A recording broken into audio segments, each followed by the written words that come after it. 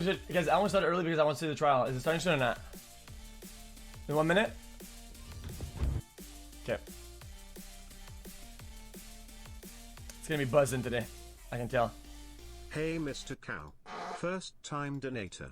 Thanks for making us all laugh each and every day. Hope you slept all right and also hope you have a good stream. xQcl. They motion to dismiss? Thank you, Your Honor. I can only assume that Mr. And this is yesterday, right? Guys, wasn't this motion to strike, though?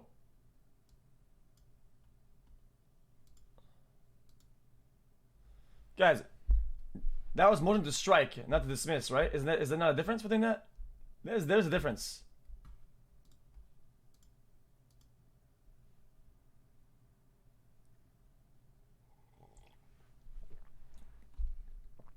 Guys, I thought motion to dismiss also is to dismiss the case or the things they're going for. Motion to strike is for them to remove information from the records and from the jury for their consideration. No? Guys, am I wrong about this? Can anybody, guys, do we have a lawyer in check? Did they tell me or not?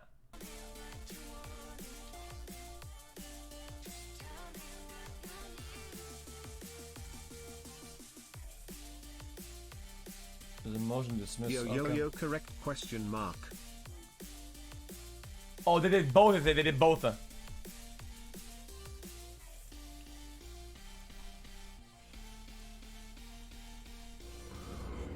Somebody said I was so unprofessional on my deposition, but I don't care because that's not my job and they're not paying me.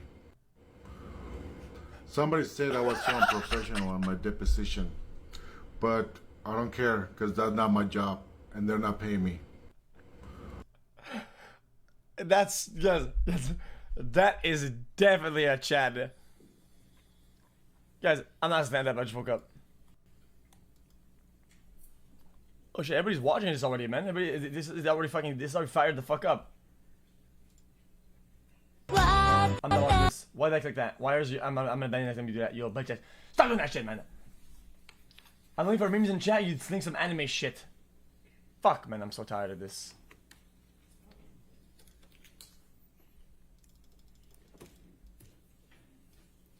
Guys, it's a bit spicy. Guys, we'll do a normal intro, normal world review recap, and we'll do a normal a juicer reviewer after this. This could last the whole day, and it could also not, right? All right, your next witness. Your Honor, we'd like to call Laura Amber Heard to the stand. All right. Oh shit! Amber Laura.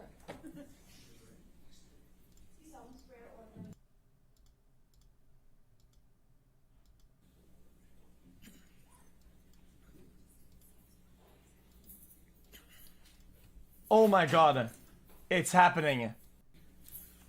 Everybody, ring the bells, ring the alerts, All boys. right, your next witness. Your Honor, we'd like to call Laura Amber Heard to the stand. All right. Amber Laura. I do. Yeah, I'm fixing it. Relax. I'm fixing it. Relax. I'm fixing it. Okay, relax, man. Hey Felix, did you see chat made NBC News at Right. Thank you, Your Honor. Will you please state your name? Yes, it's Amber Laura Heard. And what is your address? I live in Yucca Valley, California. And how old are you? Hold up. I am 36. I just celebrated. Okay. And do you have a daughter? I do. She also celebrated her birthday recently. She's 1. Okay. And what is your profession? I am an actor, mostly. Okay. Now, why are you here? I am here because my ex-husband is suing me for an op-ed I wrote. And how do you feel about that? I struggle to have the words. Oh. I struggle to find the words to describe how painful this is. Okay, this acting is L. This is L. This is horrible. Please stop. For me to sit here for weeks and relive everything. Hear people that I new, Chad, some well, some not. If you don't know if you watch that, this is My called Oathing and ex-husband, Spawn. with whom I shared a This is what life. that's how we call it. Speak about our lives in the way that they have. This is the most painful and difficult thing I've ever gone through, for sure. Wow. Now, there was Wait a minute. trial in the UK in July of 2020 where Mr. Depp had sued the Sun newspaper and Dan Wooten. That doesn't make Do sense. you recall that? Yes, And what was your level of participation in that lawsuit, in that trial? well, I was not party to that lawsuit. I was a witness, I suppose the primary witness, since it dealt with the truth of the relationship that I shared with Johnny. And what, if any, role did you have to play with respect to, for example, witness statements and testifying? Objection, compound. I said, for example. Overruled. I had who's laughing? to write, I think I gave 7 witness statements under oath testimony. I sat on the stand for 4 days under mostly cross-examination. And up until this point, it was the hardest thing I had ever had to do. Then, Chad, guys, Thank you, Amber. you see the strat? You see the strat? I'm going to take you back, and if you can just tell the jury a little bit about your background. Her Tell us hair where is you like grew this. up. You can see her face on the side of the I jury. come from Austin, Texas, a small notice town that? outside of Austin that you probably haven't heard of. No one Hair, has. hair on face, hair called fully Maynard. clear. Look at the And, jury's I over was here. raised by my mother and my father, and I grew up with a little sister, although I have a big sister as well. And your little sister's name is? Her name is Whit Hurd. And how much of an age difference is there between the two of you? Whitney and I are about 1 year, I think we're 16 months apart, so right next to each other. And what did your father do for a living? Oh my God. My father broke horses and did construction. Relevance? He painted houses And and hunted and fished, but that was for fun. and what did your mom do? She worked for the state of Texas. Let me just, since you talked about the breaking horses, can you just tell the jury what your role is in assisting your dad on that and what is involved in breaking horses? Objection, leading. Can you just tell me about? Overruled. Good. You just got to stay on, basically. I would help him. I was more of a Guys, crash test the dummy. objections when are a you little train bit horse, petty. They're not. It's a wild animal. It doesn't necessarily like to be ridden. And I'll just put the heating there are on. people out there who are crazy enough, like my dad, to pick that as a profession, I guess. And he was really good with horses, and I was the son he never had, so it was my job to, stay on. And what, if anything, did you learn from your father about how to react to the horses? Well, with training horses, I guess the key things are to not show fear, not get intimidated, not show fear, be tough and calm. Tell the jury a little bit about your educational background during those growing up years and your work experience. I worked any job that I could from the time I was really young. I wanted to get out of Texas and do something with my life and see things and do things. So I was in school and really pushed myself to, I just always pushed myself to be able to accelerate the process. I wanted to Of what? In you know, what? get out of school as fast as I could, and I wanted to do more things with my life than stay in Texas. That's not even So the what question. types of things? So where did you go to school when you were younger? I was a scholarship kid at a Catholic school growing up, several different Catholic schools, but they were always in the other, on the other side of town, in the wealthier part of town. And I grew up quite working class, and thankfully with, as long as I maintained an A average, I enjoyed the benefit of a scholarship, and I did that until I realized that I could take my GED and SATs early, and I did that and placed out of school and effectively left school at 16 years old, I believe. And what did you do for work during those younger years? I took any job that I could. I worked at my father's construction company, sometimes, just administrative stuff. I mean, it was a small company. But I answered phones, and I worked at a modeling agency that was also, offered photography classes, makeup classes, hair and makeup classes for people that were pursuing a career in entertainment. And I started taking classes that I paid for by working there, effectively as a trade. And I eventually worked there long enough to be able to pay for my headshots, which are the pictures that you use in the industry to promote yourself, in whatever, acting, modeling, or both. Okay. And what, if any, charitable work did you do when you were still young? It started off as a requirement for the school I went to, and then I liked it so much, I think, because it meant I wasn't at home, and it was important to me is just to not spend time at home. And I really loved meeting people, so I worked at the soup kitchen every morning before school, during the school year, for about 4 years. I didn't go on weekends, but on weekends I would do various things. Worked at children's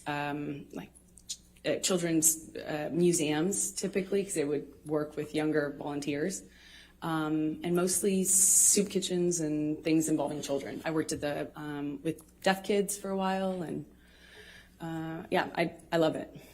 And when you worked with deaf kids, what, if anything, did you do to learn to be able to work with them? Objection leading Holy and 404. caparoni. And relevance, Your Honor. Overruled. Well, I taught myself how to sign basic sign language, and then I pursued it. I audited a course at the community college, which I ended up going to get out of high school early later on. But I would audit classes. The teachers never wanted to kick the random 12-year-old out of their class, I suppose. So I remarkably was able to audit.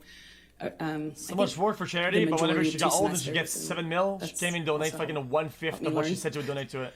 Interesting. So how did you end up in Los Angeles? So noble. I used. Such good values. I did a small job in Texas where I played a part in a movie, and the actor in the movie that I was playing opposite had an agent visiting him from LA, and I met her on set, and she said that she had heard about me from another bit part I did. I was taking jobs in Austin for really anything, to be an extra, to apply I did makeup once. Nothing, no job was too small or, for me. So I put myself out there, and she had heard about me, and she said, I have heard about you in this town, and so why didn't she do her makeup to remove her high pockets LA today? If you're ever out in LA. And I was like, holy, she got double pockets. When can I come? And she made an appointment with me for the following week, and I used all but $180 or something to get out there, and I landed. I didn't know anyone. I was 17, and I've effectively been there ever since, I suppose.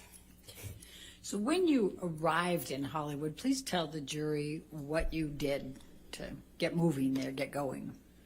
I went to every audition, every casting, every meeting, every appointment that I could. I put myself out there. I didn't have a car because those were expensive, so I took the bus around LA. It was before smartphones. I had a Thomas guide in my bag and a change of tank tops. Not that it mattered, but I went to about 10 auditions sometimes a day and would change clothes if I needed to in the back of, the bus I was taking. And I just hustled from one audition to the other. And I got a bit part on one thing, and then I got a bit part on another thing. And then eventually my roles kind of became more important or bigger. And it's been a slow progression, I guess, since then, of doing either tiny bit parts in bigger movies or doing, larger roles in movies that no one would see. And I guess, it still is kind of like that. So I'm going to ask you to go from 2002 to 2009. If you could just describe for the jury a little bit what types of parts you had.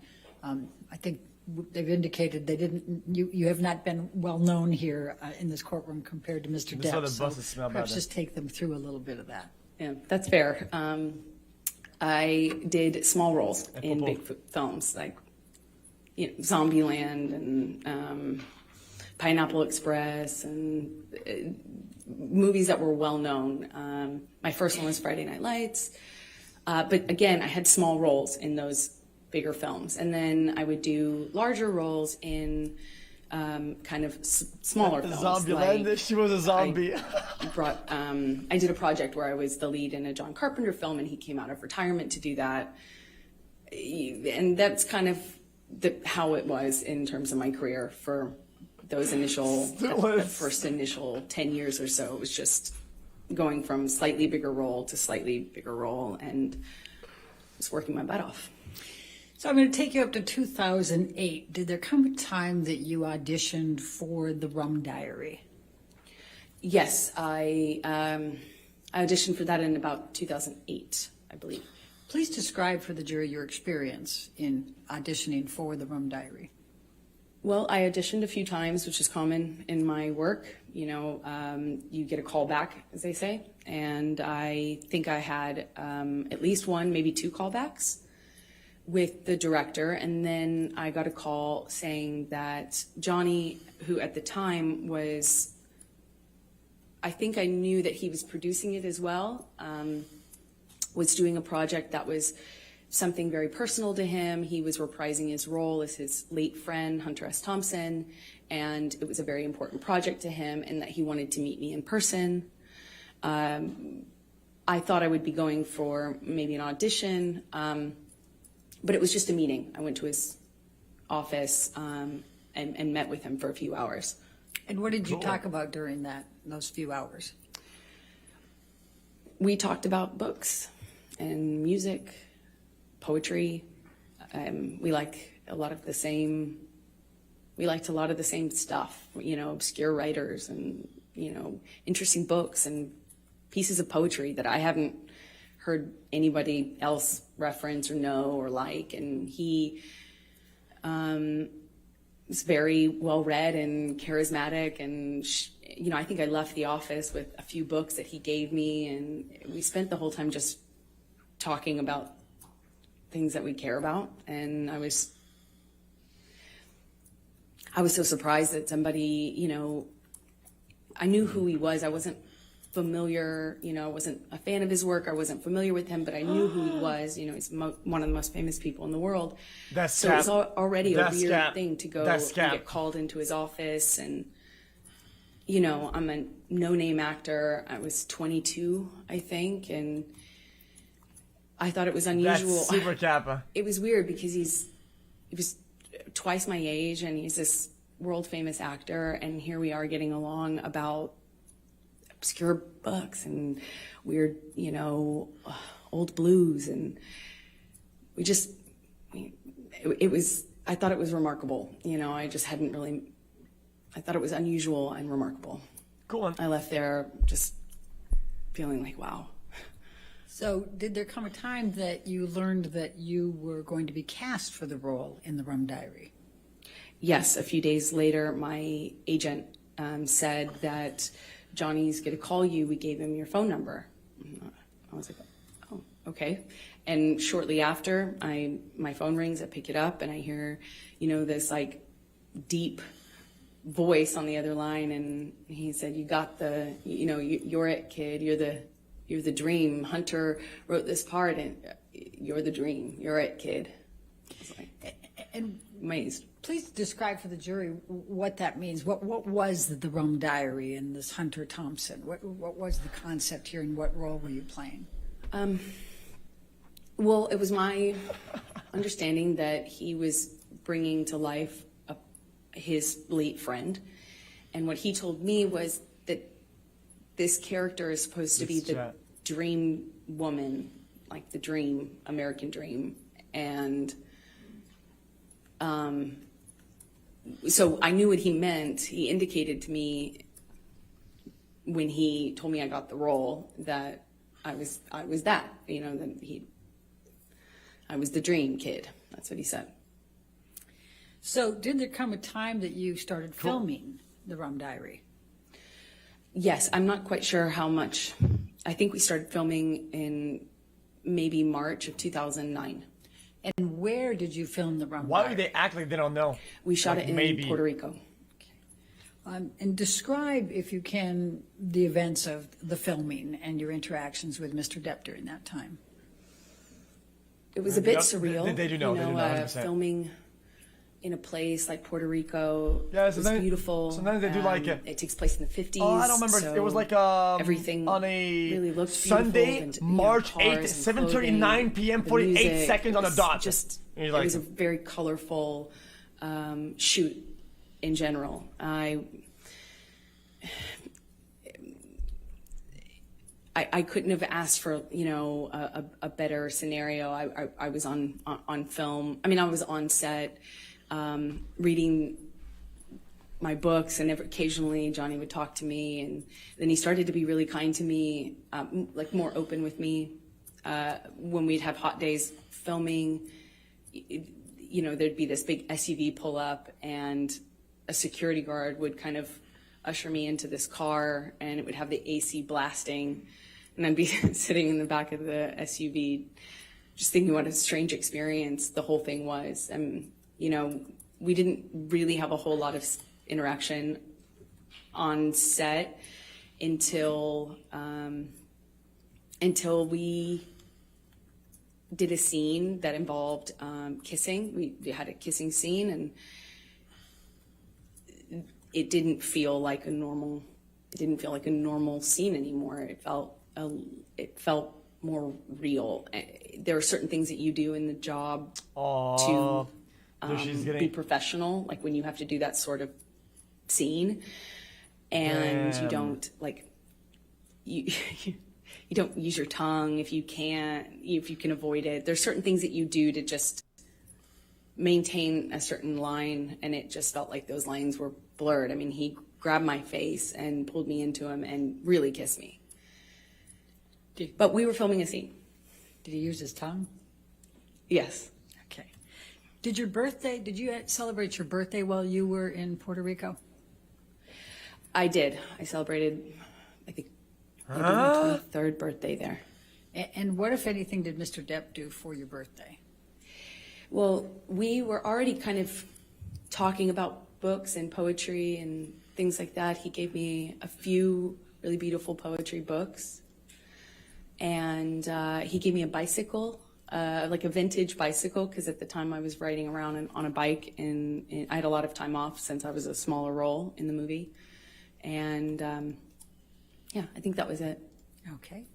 Now, did there come a time that you ended up visiting him in his trailer? Yes. I think we would hang out after or in between scenes or in between setups. We often were, talking about things and would continue the conversation into the trailer, often with the director. Bruce Robinson was his name. And then at one point, we talk about wine. It's another thing that Johnny and I shared in common, a love for wine, red wine. And we were talking about... Oh, trust me, we know about this. a kind of wine that I enjoyed, and I was, going on about how great this bargain wine was, and I didn't understand, how much more sophisticated Johnny's taste in wine was. So I was going on about the virtues of Malbec or something, and I brought him a bottle of this wine, and I set it down, and at some point I'm going back to get back to set, and he kind of kicked his foot up in the air and basically kind of lifted the back of my bathrobe up. And can I just stop you there? Why were you wearing a bathrobe? Because I was doing a scene. It was a period film, so it took place in the 50s. And so I had all of this old undergarments that are for that time era on. And the scene involved me changing. So I had all the costume on. And he kind of picked up the back of my robe with his boot. And I kind of turned around and laughed, giggled, I didn't know what to make of it at the time, and I just kind of giggled and batted it away playfully, and he kind of playfully kind of pushed me down on this bed sofa that was in his trailer, just playful and flirtatious, and he said, "Yum," and he kind of lifted up his eyebrows like that, and I just giggled, laughed it off, kind of batted him away, and, moved on, went back to set. And were you in a relationship at that time? Interesting. I was. Okay. And was Mr. Depp in a relationship at that time? That was my understanding, yeah. Okay. And did anything else of significant happen during that time period while you were filming with Mr. Depp, other than what you've told us? Double championship. We just had this... it was a friendship, flirtatious thing. I felt chemistry. I felt this other thing that went beyond the pale of my job, for sure. Johnny clearly felt that way about me, had indicated to me that that's how he felt in many different ways. But at the same time, we were both in relationships, and it is a job, and, it was intimidating. And I just remember feeling kind of intimidated and a little nervous about that. And I also was in a relationship, so we went our separate ways, and I didn't hear from him for a long time. And that's, so approximately how long were you filming in Puerto Rico for the Rum Diary? A few months is my best All right. guess. And when you left Puerto Rico in the filming, when is the next time that you had any contact from Mr. Depp? And contact could include anything, communications, written communications, as well as telephone or otherwise. We had no contact until Johnny called me on the phone one day, and I was driving, and he invited me over to his home in California, in Beverly Hills. And I was out of the blue. I didn't even have his phone number. So it was quite unexpected. Well, I mean, refresh. He called me a second time, but there you go. I don't think we actually connected, or we didn't stay on the phone because we didn't really speak. But the first time was the only time I actually spoke to him, and he invited me over to his house. Who's here?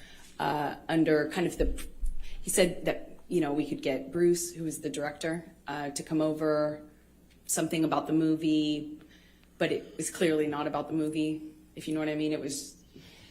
So I said, I said my friends are in town, and I'm busy with that, and kind of hung up, feeling really startled, that didn't know what else to do. What, if any, gifts did Mr. Depp send you during that time period after you filmed The Rum Diary? He sent me several gifts. He sent me a beautiful dress, one that I wore in the movie. with a beautiful handwritten note, said happy wrapping, and made a reference to the dress being wrapping paper. He sent me a few gorgeous, expensive, what I can only assume are expensive, collectible books, items.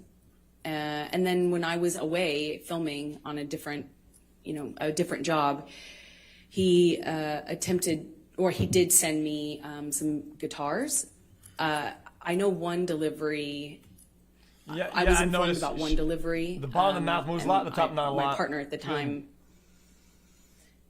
intercepted okay, the attempt to deliver and called me immediately and said, "What should I do?" And I said, "Send it back." And So, she did, another and observation. she indicated that there was another one that had already previously attempted delivery, and it was also rejected. I sent it back because I wasn't there, and I wouldn't have accepted it anyway. Okay. Did there come a time that you ended up having to go on a press tour for the Rum Diary?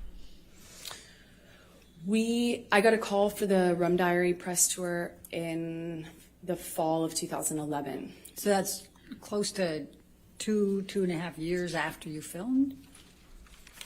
I'm an actress, not a mathematician for a reason. Roughly, yes. Okay.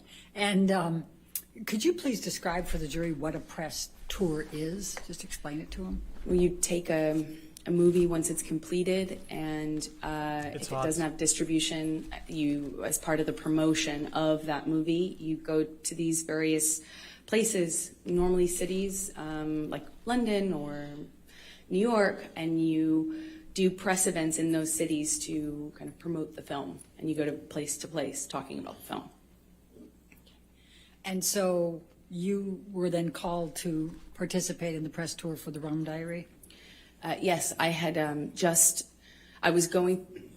finished going through the process of separation with my former partner, and I was moving and going through that, and I got a phone call saying, "Remember that movie you did in Puerto Rico? Well, they want you for the press tour." And I said, well, perfect timing. And we did that, I think late October 2011. Okay. So describe for the jury your interactions with timing. Mr. Depp during the press tour. Well, on the the beginning of the tour was Los Angeles, where we both lived, and we did a press day, normal press day, and then at the end of it, I was invited by Johnny to come up to his room to have a drink with him and the director of the film.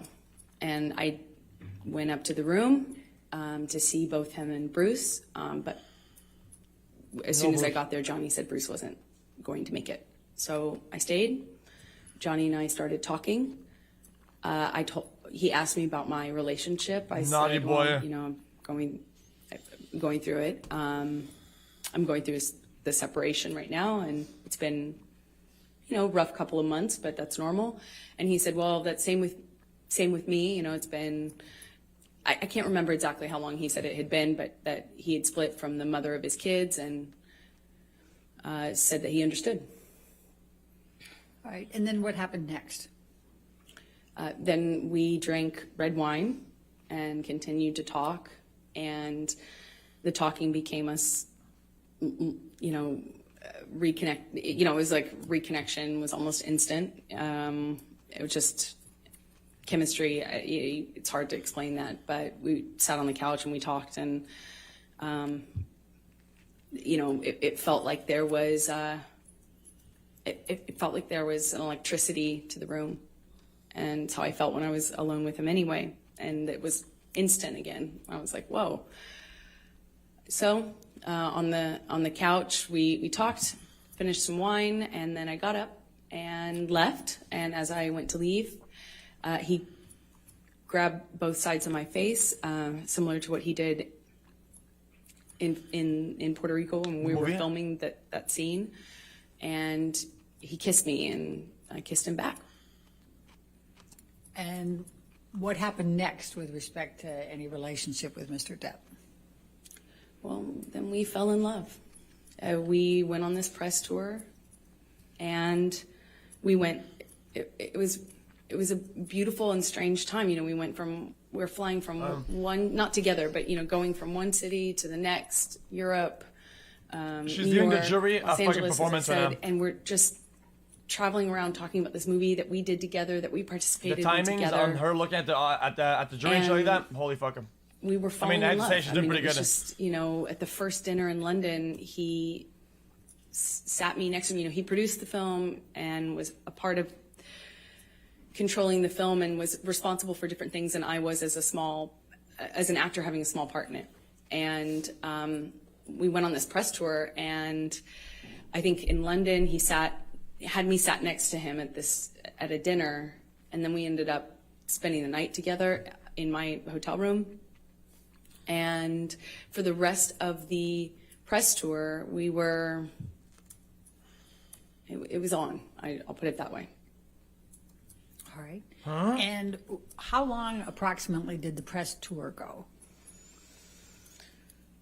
I don't know exactly how long it lasted. I think, there were press engagements in this city for a few days, and then another city for a few days, and then there was a break, and then there was another press opportunity, I believe. So it was kind of spread out over maybe a month, if I'm guessing. So when you returned to Los Angeles, what, if anything, took place with any relationship with Mr. Depp? Well, once we were back from the press tour, we had this whirlwind romance kind of just in these beautiful places all over, and we're falling in love and not able to really show it because the world didn't know about this split between he and his former partner. And of course, as a woman, I was like, is that troubling? And I'd ask him, no, he swore to me that they hadn't even shared a bed for a year, and that they were protecting the kids and not publicizing it. Or not making it known to the press. And so we kind of had to be a little bit under the radar. Not a little bit, we had to be really under the radar, because as Johnny pointed out, that the world would blame me and call me a homewrecker, even though I had nothing to do with it. So we were secretly dating, and then, it was beautiful. It was, I felt like this man knew me and saw me in a way that no one else had. I felt he understood me. I felt he understood where I came from. I felt that when I was around Johnny, I felt like the most beautiful person in the whole world. Oh my God, the acting. Holy. It made me feel seen, made me feel holy shit. $1 million. Holy shit. And that kind of feeling where, he's just lavish gifts and lavish expressions of love, and how he had never met a woman like me. I remember he took the foil off of this bottle and put it on my ring finger, and I had only been with him days, or maybe it was weeks at the time. Yeah, it was probably about a few weeks, but it just felt very intense. But we weren't doing normal life stuff. We weren't stuck in traffic with each other. We weren't going to the grocery store and doing life. We were hiding in these places around the world. He has so many homes. And so we'd be in one of those homes, or my home at the time, and it would be like a bubble, we were in this little bubble of secrecy, and it felt like a warm glow, as we would say. Just music and the kind of books that we both loved, and poetry that we both knew by heart, and it felt like a dream. It felt like absolute magic. So while you're dating, I take it you're dating at this point, right? Sorry, While if I didn't make that while clear, you're yeah. falling in love, you're also Right. dating, right? Okay. Yes. Did there come a time early on that you ended up going to his Bahamas island? Yes. So shortly after, I think started dating October of 2011, and as I mentioned, this bubble, where he'd come over to my house and not leave for like 3 or 4 days, just smoking cigarettes and playing music and reading poetry to me or painting me or, just talking. And then he would disappear. Guys, And there'd be just no way to get a hold of him. No Have way you to guys noticed contact some of the him. wording she uses is very one-sided a lot of times? At first, I didn't Oh, really think anything about He it. did but, this, and I he just disappeared. responded. He doesn't At leave one instead point, of he stayed. I don't know if you guys noticed. And then came back and said he was dealing with something. A some lot of health one-sided issue, language. And, would I join him in the Bahamas? And Almost making him almost guilty of something I think ahead of that's time when I learned he's he not. had an island. And I was on a trip with a friend of mine in Spain, and it was for the holidays, and I kind of rerouted my trip so I could come and land in LA landing in Miami instead of LA, so I could go and meet him on the island. And he had Keenan come and meet me on that trip, like in Miami. I get off one plane, get onto another, and go and join him on his private island. And I noticed he was drinking Beck's and tea, like lots of tea. And I didn't foolishly think anything of it. I just, thought the man really seriously, I missed it before, but really, really loves tea. And we had this beautiful, I don't know, less than a week probably, trip in the Bahamas, a private island, beautiful sandy beaches. It's a scene that you just don't, I had never experienced anything like that. It was a beautiful place, a beautiful time, and I fell head over heels in love with this man. She's gonna say that every teacup After was the filled with alcohol. Bahamas, I assume you came back, and are we talking now early Or 2012? some shit, right? Yes, that's correct. Okay. Oh. So what were you doing work-wise while you were dating him in this early stage? Already 4. What I always do, I would be taking job to job to job, going from one movie to the next, mostly not filming in LA. So weirdly, you live in LA to go shoot on location in other places. So when I was in town, we would go back to this bubble, like insular bubble with beautiful, blaringly loud music and no one else and nothing else. And then, I'd go off to work. And so would he. Eventually, yeah, he left to shoot Lone Ranger, I believe. Okay. Now, we've heard a little bit about Lone Ranger, and that's about mid-2012, is that right, when he was shooting that? That sounds right, mid-2012, yeah. And were you shooting anything at that time? I was shooting...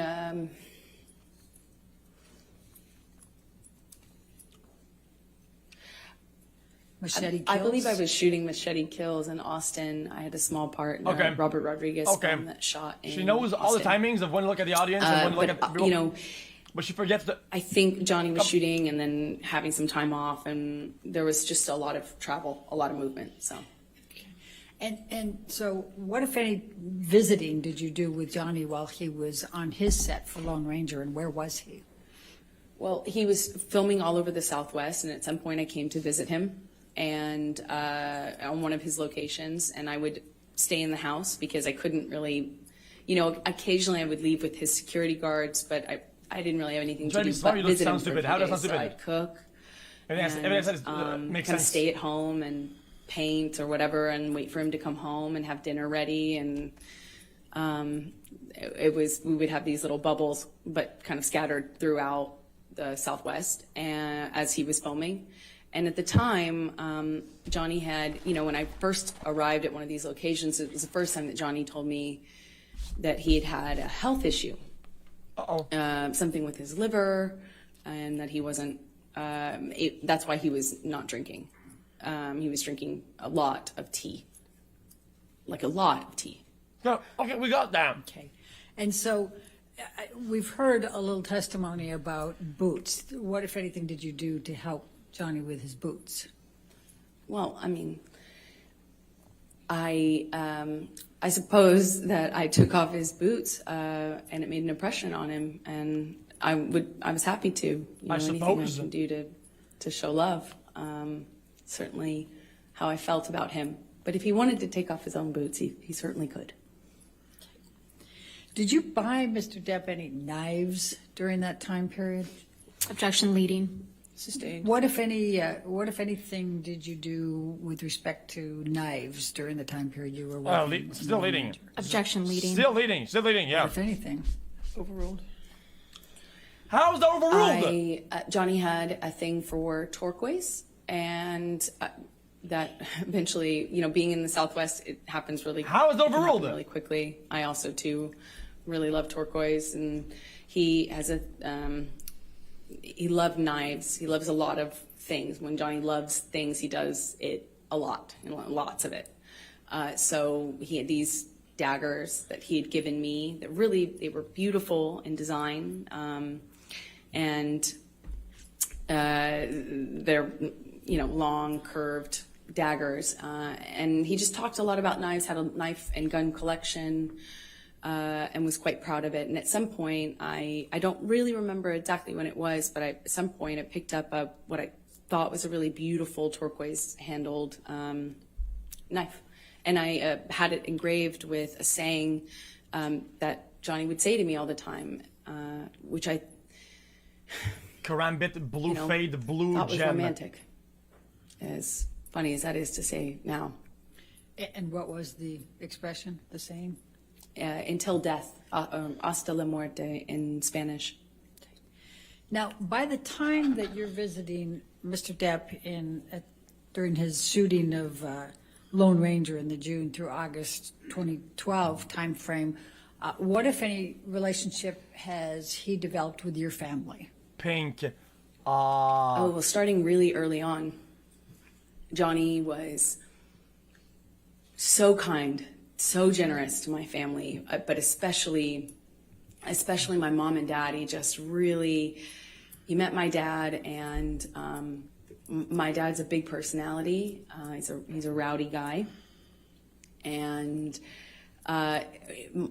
Johnny just all of a sudden, I had never noticed, Johnny have a southern, all of a sudden Johnny had this southern accent and was really like buddies with him, and they really seemed to get along very well. They're, just like instantly he was giving my dad gifts. He gave him guns, he gave him knives. They had this, Johnny just really just showered my dad, and my dad's a working man, salt of the earth guy, and he was just like, floored. He's getting all these amazing gifts and being invited to come on to these locations, and Johnny's this big movie star, and my dad was just like, I think my dad would have married him himself, not if I hadn't. And he just instantly, he gave my mom jewelry, brought her out to come and see me while I was visiting Johnny on Lone Ranger in some part of the Southwest. I think it was Colorado. He gave her this beautiful turquoise necklace, and they were definitely taken by him. And what, if any, relationship had Mr. Depp forged with Whitney by this time, your sister? I believe the relationship came a little bit later as they got to know each other, but he did the same thing with my sister and just really found a bond with them that, was he tried to do anything and everything he could for good one to make them feel like special, and they did. My mom, my dad, and my sister. And what, if any, relationships did Mr. Depp form with your friends? Well, Johnny's so generous and can be this really overly generous almost, you know, like showering you with I knew it. gifts and compliments and just, I mean, like, Because I feel like this plays well into the love you know, bomb in thing his that you were talking access about and earlier. means to really, The other girl? you know, we're not talking about giving you a card. We're like talking about just these like extravagant trips or these extravagant gestures, and it's a lot. And he did that with my close friends. I'm relied heavily on my friends, and had a pretty strong support network with them. And he really just showered them with generosity and love and light, and invited them to come to these exotic places and flew people here and there. I mean, it's incredibly generous. I think everybody took note of that. So going back to the filming of The Lone Ranger, what, if anything, did Mr. Depp do with respect to a horse? Objection leading. Yeah, I was going to say the same thing. Overruled. How is it overruled? Johnny at one point insisted on buying me a horse, and I, of course, said that's extravagant. There's no way I could accept Like that. I said, she's contradicting her fucking narrative. Also, Sometimes it how is do what it I is. take care of that horse? You know, it's so extravagant. So I said no, of course. Eventually, he got a hold of my dad and worked it out with my dad, like what kind of horse to buy, and then showed me a picture of this horse and said, "It's yours.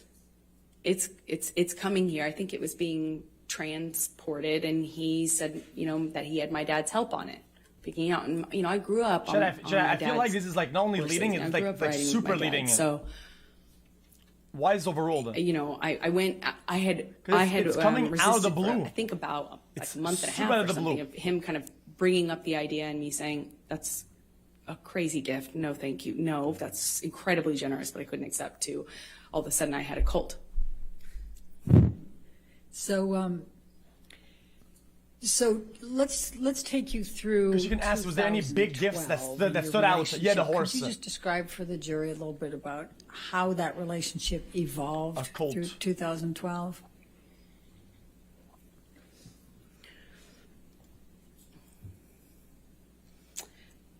It was always intense. It didn't become intense. It almost started that way. When I was with him, you know, Male horse. I felt that electricity in my body. I felt like butterflies. I couldn't, you know, I couldn't see straight practically. It was just, you know, I was head over heels Classic. in love. And he felt like that to me. He felt like he was also in love. I didn't feel like he was faking it. I felt like what we had, it felt like to me at the time, there wasn't any love like that, you know? That's I fine. mean, That's definitely fine. and then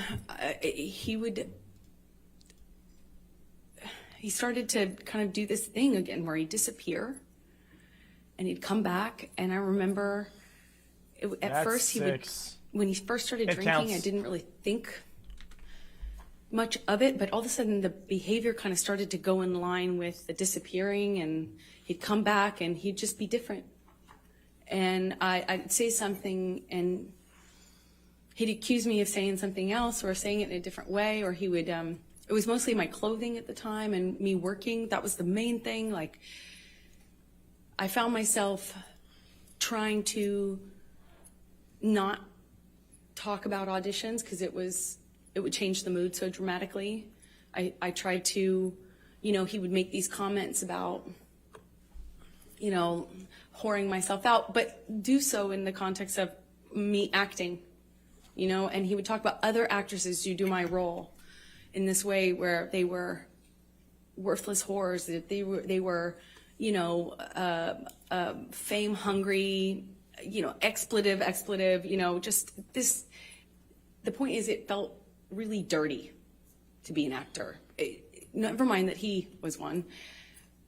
It was dirty that I wanted to do this job that I wanted to do, and I was doing the job of an actress. It was every time I was walking out of the house, I he would ask me, "That's really what you're wearing, kid? Oh, I see." I wore a dress to an event once. That is speculative. She doesn't know what he's thinking by saying these comments. I felt beautiful in it. She doesn't know what his intentions are by saying these comments. That's absolutely speculation, 100%. Dress I picked out, and I showed it him because it's a carpet, it's red carpet, so it's like, you don't know what he thinks in this scenario. He didn't. How do you know?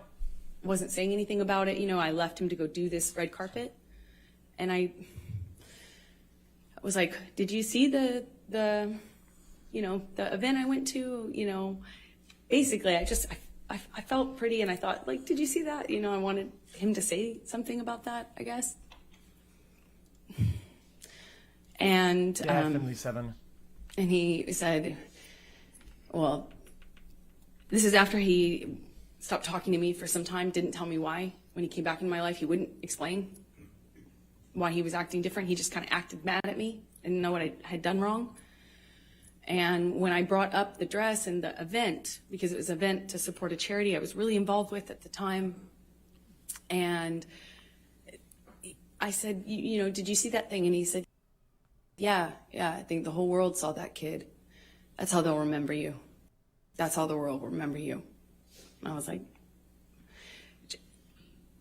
oh, come on. I mean, it's like, but I felt good in it. I felt good. And he said, "Yeah, kid, that's what you're putting out there in the world. No one will ever forget that. And that's all they'll see you as. That's what you wanted. That's what you were going for. My dress was low cut. I get it. It's low cut. But I felt, that was, okay. I felt really embarrassed and this fucking acting skit, like, come on, dude. There's nobody else to do that, right? Made that choice. Of course, he's right. You start to believe it. That was almost robotic the way she did it. Of course. But it didn't stop with that. It was clothing in general. And when I walked out of the house, it wasn't just like, "Hey, you're not allowed to wear that." It was like, "Oh, really? That's what you're wearing. No wonder you get cast in those roles. No wonder you that's what you are. That's what you're making it." Damn. And it continued. And then they're getting a whole show. There would be a blow up. And at first it was just to throw something, smash some things. Bruh. It loves to smash up a place, an apartment. Furniture is what it started with. Glass. Threw glass at me, and I remember it was summer. Dude, why is it lagging it? And he just threw this glass across the kitchen, and it didn't hit me, but it shattered behind me, and I remember thinking that it very easily could have hit me. And that, calling me a whore, it didn't start with using the whore word, it was just comments until it would escalate. And then I started to notice the pattern of escalation where he'd throw glass or turn over a table. Then he would hit the wall, and then he'd hit the wall really close to my head. Like when I'm standing there, just hit the wall, screaming at me. But then he would disappear and get clean and sober, and he'd come back and tell me that he was done drinking, he was over it. Yeah, he's done. Super Cleaned himself up. He'd done it before, and he'd do it again. And then he would go back to this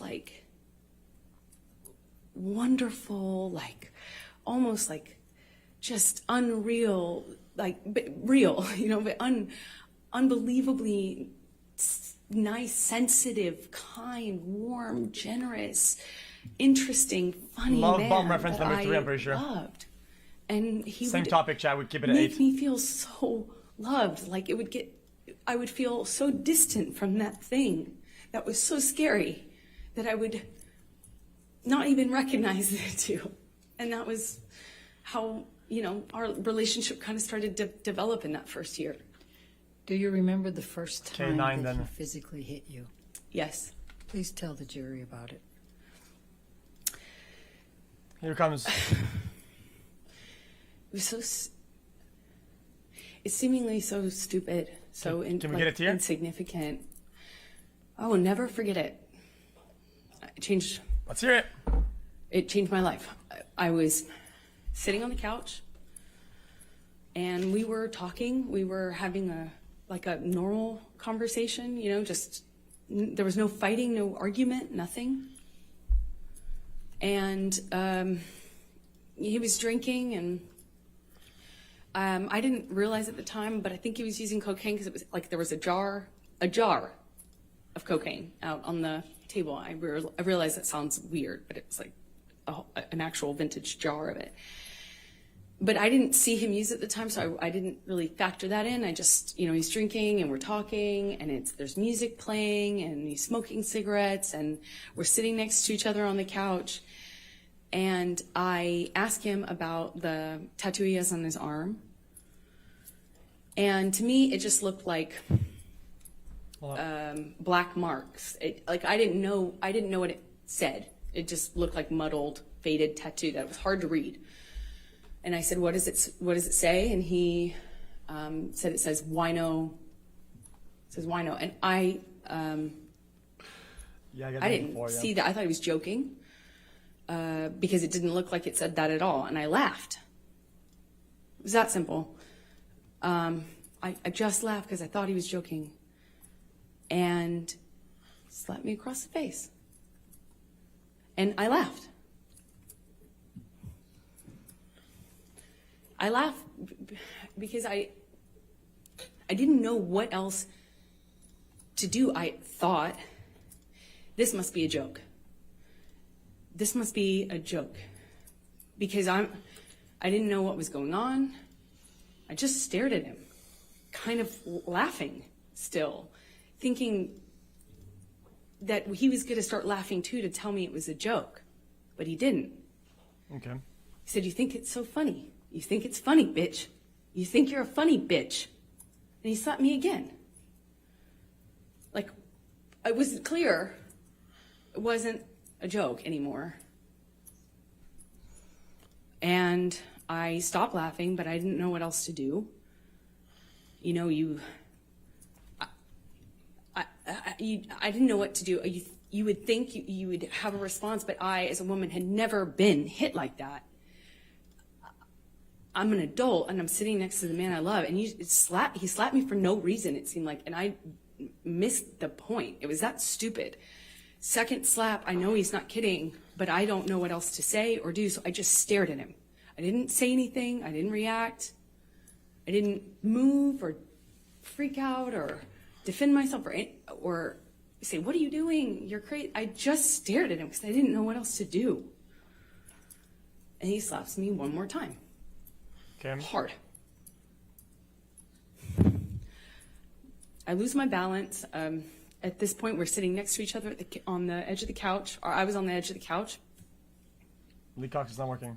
And I'm all of a sudden realizing that the worst thing has just happened to me that could possibly happen to you. I realized that I wish so much he had said he was joking. Because it didn't hurt. It didn't physically hurt me.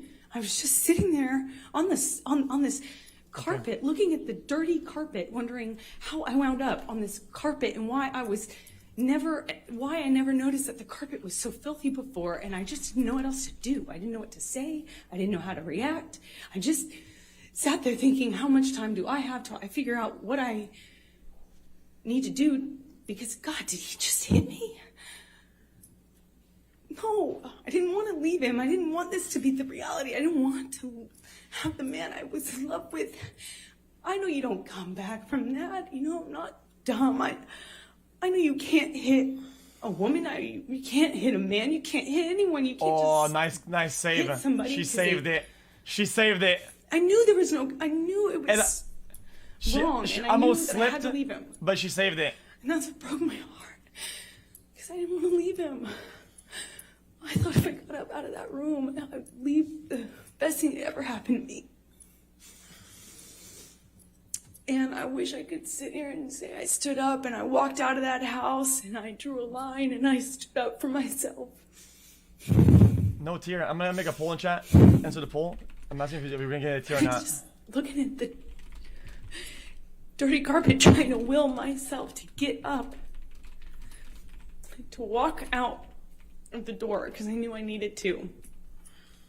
And I really slowly Pull I us up in stood chat. up and I remember looking at him in the eye and just looking at him, frankly, because I didn't know what else to do. And before I know it, he starts crying. And, you know, like, I had never seen an adult man cry.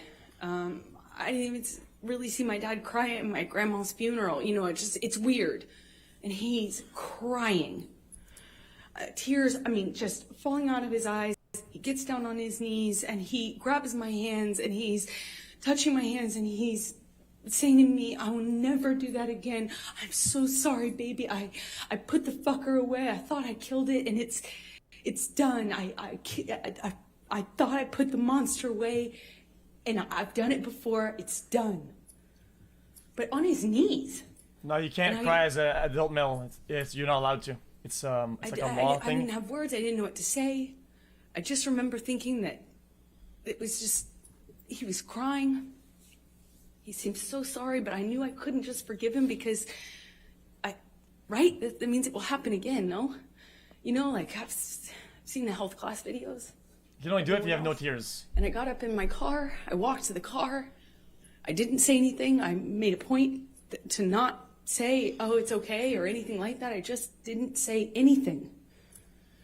I got up, I went to the car, I sat in my car, and I felt like I sat there forever. I didn't want to turn the key. I just leaned my head up against the window, and I remember just seeing my breath on the windshield, you know, on the glass of the window of the door, just seeing my breath and trying to will myself to have the strength to know what I should do in this moment, because Useless details to create sense of heartbroken. And I sat there for a long time, and I eventually turned the key and drove home.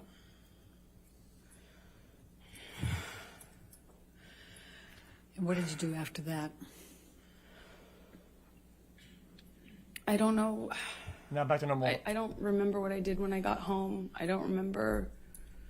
Yeah, it's 12. I went to my therapist. I told her Objection, hearsay. I I'll sustain it as to what she may have told her.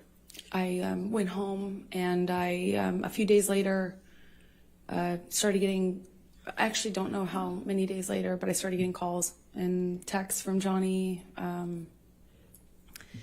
you know, apologizing profusely. I mean, just, you know, he said, I'd rather cut my hand off than ever lay it on you or lay it upon you, you know, and he had that way of talking. Uh-oh, wait a minute. And he showed up to talk, like with the understanding that, you know, he understood I could never forgive him and it was done. I'm sure cross-exam will So I show, felt will ask kind of for proof. I'm safe sure. and saying, okay, let's have a talk, or, you know, yeah, we'll talk. I think I know I just wanted to see him, and he comes over, brings me gifts. He brought me a couple of cases, actually, of that Vega Sicilia wine that we've heard about, which is a really nice, expensive wine that I could never, at that time, dream of affording, you know. And Wait. we talk, and he What? tells me that he had put this thing away, that I could trust him, that it would never happen again. Of course, it would never happen again. That he'd put this thing away. He'd killed the fucker, is what he Yeah, it's another love said bomb to me narrative, and not wrong. over and over again. I put that fucker away. I killed that monster. I'll kill it again. It's done. I'll never lay a hand on you again. And I wanted to believe him, so I chose to. Chose to stay in the relationship?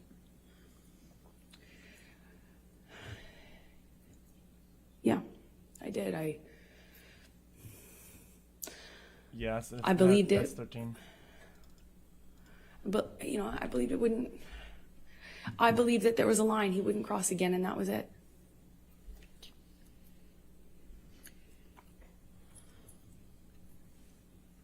And Tear? so you stayed, correct? You stayed in the relationship? Yes. Okay. So Nope. is this a good time? You want to do You can keep going a little longer, please. Okay. Thank you. So could you please describe for the jury the evolution of your relationship Same after topic that doesn't count for time crying. with Johnny? I don't know how long it was until things got bad again. He did start drinking again. I remember it was almost, he'd start drinking again, the disappearing thing, the coming back. He'd come back like in the middle of the night to my house. And it would be unclear to me, drunk, often really drunk, and kind of accusing me, but not directly. Nothing was very direct. It was a lot of accusations, but they were veiled. What I was wearing, who I was with, why didn't I text him back? I didn't text him back right away. This is when I was at my place in Orange. Sometimes he would show up to catch me. Like that was a pretext for coming over. And by the time we were done talking, I would have thought I had convinced him that I loved him, that I only loved him, there was no one else. How did she know why he came? That we were back in an upswing and would go back to good, loving, like sick, romantic love, like kind, sweet, velvety love. And then it would be something I said, why did you say it that way? If I had to leave for an audition, I could guarantee that couldn't guarantee, but 2 of those in a row, and when I came back, he was angry at me. 600K viewers. I didn't necessarily know why, and then he started accusing me of things. Probably like at first it was indirect, and then it became really direct. Then the punching of the walls next to my head, which is a constant at that time in 2012 when he was drinking. Eventually, that became. Him accusing me of cheating. I'd defend myself. I'd say, that's crazy. You're wrong. I would never. The normal things. And it would escalate to the point where he would push me or shove me down, and then I'd get back up. And this happened several times. That's why it's not more specific, I suppose. When I'd get back up, I'd look him in the eye. I made a point of getting up and looking him in the eye. It's my way of defending myself at that time. And I'd look at him, and he'd ask me if I wanted to go again, and shove me back down. Eventually, he just hit me. Remember, he hit me in the face when I denied having an affair with my ex-wife, my ex-partner at the time. And he said he had proof. I denied it. And I was walking out of the bedroom, slapped me across the face. I turned to look at him. And I said, Johnny, you hit me. You just hit me. Damn, she's giving it a full-fledged performance. I'm going to ask you, so can you bring up 1783, please? What number again, please? I'm sorry? What number? Defendants 1783? 1783, thank you.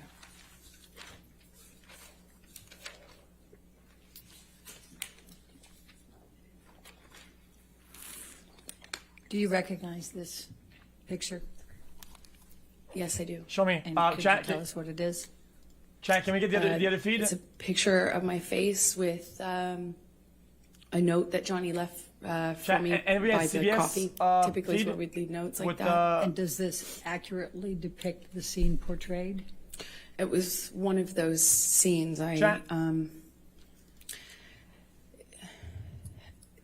As embarrassing as it sounds now, I don't know which scene this came from. There was a lot. It escalated quickly, fast, and it became. Amber, let me ask it a different way. They don't have it over there. Is this a picture of you? Is it an accurate picture of you? Yes. Your Honor, I'm going to move the admission of 1783. Your Honor, we have an objection. May we approach? Sure. Okay. Oh, no, it's not public. Okay, yeah. I forgot. they show and reference the evidence, they look at it, and then they ask permission to publish to the jury, and then they say yes, and then the other people have to say if they have an objection or not, and if they do, then they publish or not, or redact before publishing it, and then the jury can see it, and then some broadcast like CBS will have it, and then I'll put it up on screen. No, I think it's interesting. Guys, I don't mean to sound smart on purpose or whatever, or like say, yo guys, I'm so smart, good. I feel like when I talk about these things, it's kind of like an obvious thing. I feel like it's obvious. It's very obvious.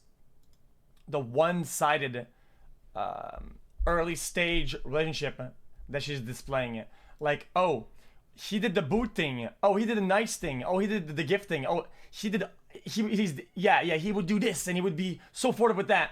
But oh, when I removed his boot, yeah, I suppose that happened. I mean, I was removing his boot. I mean, if he wanted to remove his boot himself, he could have if he wanted to. But I did that. I think Would you please it's like I don't know why she's doing that though. I don't get jury, some of the cycles you had with Mr. Depp through 2012. So in 2012, the violence was pretty, relative to what it became, pretty, slapping, backhanding. Well, it went from this eggshell kind of, you're walking on eggshells, nothing you're doing is kind of right, but you don't know what you're doing wrong. And then I was doing something wrong clearly, but it was unclear within the scope of an argument what I was defending myself against. So it would shift from a rumor he had heard that I was with a friend, or I had been photographed standing too close to a male person. That was a person I had something with, and I was lying to him about, and it would be eggshells, accusations, and then he would explode. It started with throwing things, destroying the property, and screaming at me. I remember the screaming at me was the worst, because I kind of always felt like I had done, I had to defend myself. I had to tell him so he didn't think these things were true. And sometimes, he would shift accusations while I'm trying to dispel one accusation. He'd start another one, and nothing I could do to calm him down. It seemed like I'd walk away, and that would make it worse. I remember in my apartment in Orange, he would grab me by the hair, or he'd grab me by the arm, pull me into him, scream at me that way. He'd smash things around me, then he would smash things very close to me, and then he would just hit me. And it started with slapping, and it got to be like repetitive slaps where he'd hold me in a position and slap me multiple times in a row. Then it would be, eventually I later would either push him off of me, or I'd try to hit his hands away from me. I'd try to, not in 2012 so much. At that time, I was mostly, my defense was. I'm sure they have pictures and proofs and text behind it. I don't know how to describe we'll see that. later. I'd focus on something else. I'm sure there's proof somewhere. Stand up, look at him, try to stand up to him that way. Later, I adopted other kind of strategies to deal with it, but at the time in 2012, he'd have this blowout, and then he would leave, disappear, and I'd be committed to not talking to him. I'm done with this relationship. I can't take it anymore. I'm not dismissing it. I'm saying this is a lot. If you're gonna make like 20, 30 accusations in one testimony, you should have at least a couple proofs for something. He didn't have any chips, but he would say, I've she gone doesn't to have meetings. to, but it would help her case a lot. I have a sober companion now. She doesn't have to. I'm doing this program. I'm reading this. I'm doing this. And he was done with drugs and alcohol for good this time. And he'd come back in my life, and with the combination of him being sober and having gone through this horrible thing where I felt like my heart ripped out of my chest, like a relationship ending is hard, I think, for anyone, but ending under that circumstance is really painful. And so when he'd come back, it would almost feel like a solution to that. And it would feel great, and we would be good again, and he'd be extra nice and extra apologetic and extra loving, and it would just, then we'd be back in the If she's good caught, bubble. if she's caught the warm lying, glow. black on white, I think her testimony can be thrown out and striked, right? Eventually, I'd get bored, and then I'd see him drinking again. When I started to get upset, noticing the pattern of the violence going I with didn't say she's lying. the I stopped drinking saying and that. drugs, then he started sneaking it. So it became less clear, and I'd have to look for clues as to what he was on. So I just knew how to react, you know? Johnny on speed is very different from Johnny on opiates. Johnny on opiates very different from Adderall and cocaine Johnny, which is very different from Quaaludes Johnny. But I had to get good at paying attention to the different versions of him. 2012, The crack I was cocaine in, spider, the I was marijuana in the beginning spider. stages of this, just that? learning these patterns. I was just learning that drinking kind of correlated with the violence. And did you confide in anyone about these issues you were having? I think she Objection can say hearsay? I think she can say if she told anybody. As long as she doesn't say what she said. Right, right. So did you tell anyone? Yes, I did. Who did you tell? I told my therapist. I eventually told my mom. And let's go ahead and take a look at Defendant's Exhibit 150. 150, 150. Can you please get a permission to publish so we can see it, motherfucker?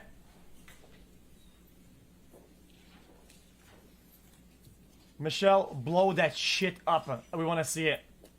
Your Honor, I'm going to object on hearsay. Yeah.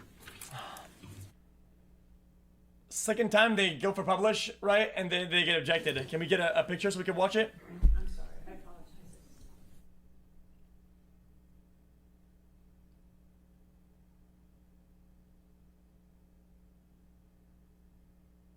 Guys, could they possibly ask for a bunch of stuff that they know is not gonna get published for one to slip in, or just display something? I feel like it's kind of weird if you do that.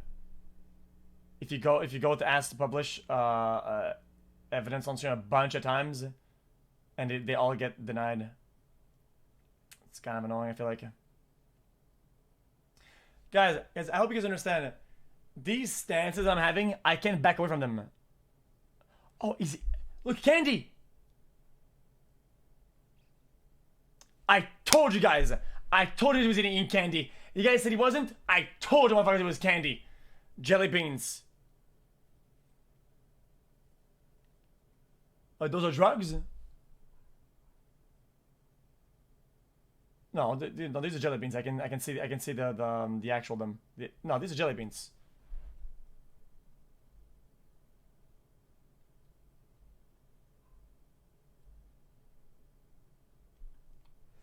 Yeah. Listen. I'm trying to cover my tracks here, okay? Make you guys understand for people that don't understand what I'm saying, okay?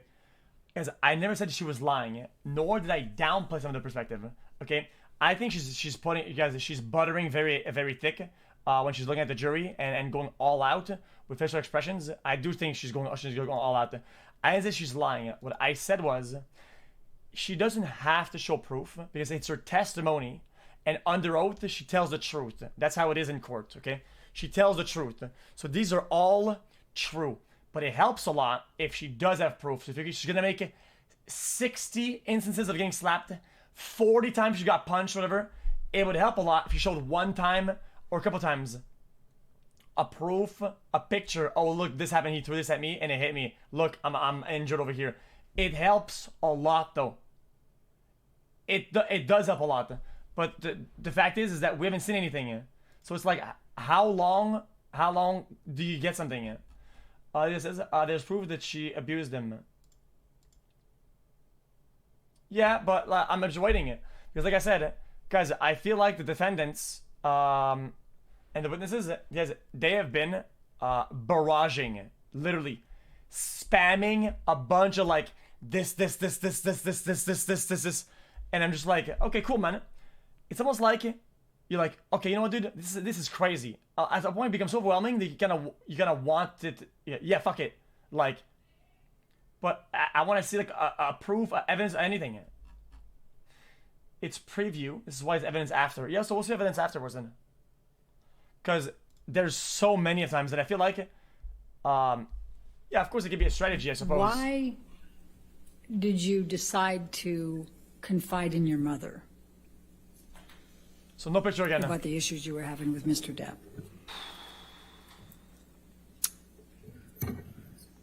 I think I felt safe talking to my mom because I knew that she understood these dynamics and I'm gonna catch up to the broadcast. she wouldn't judge me for staying with him, for loving him, even though this was happening and was happening to me.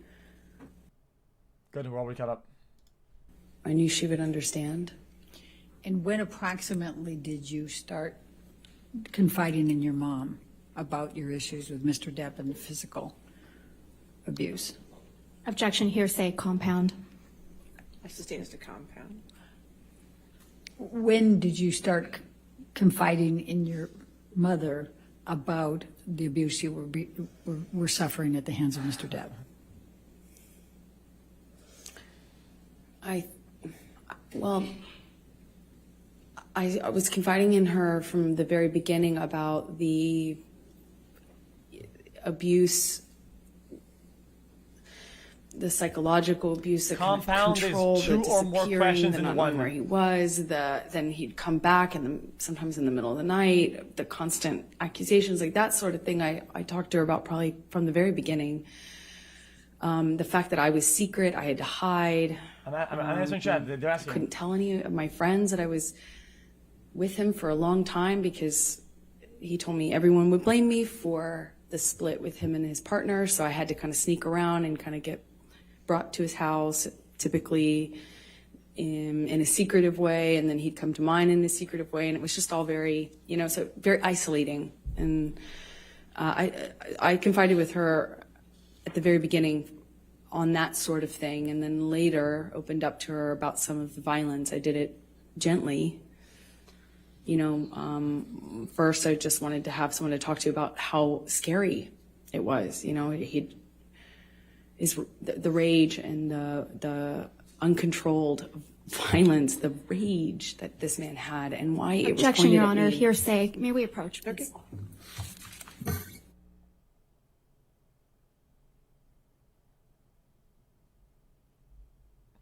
Okay, I have a question for chat, guys. This might be a little bit more complicated question. Yeah, this is 15, but I have 15. If the witness is doing things she shouldn't, right? Let's say saying or doing or displaying things to the jury, which affect the jury in tremendous ways, right? How often do they have to interject and say, "Yo, can you stop that? You can approach," and she has to stop that? How many times do they have to do it until the witness is like Ladies and gentlemen, we're going excused? to or... go ahead and take our 15-minute afternoon Yeah, that's what I break. thought. So please do not talk about the case. We're doing the outside research. Okay, we'll see you soon. Because at the end of the day, this affects the jury like in irreparable ways.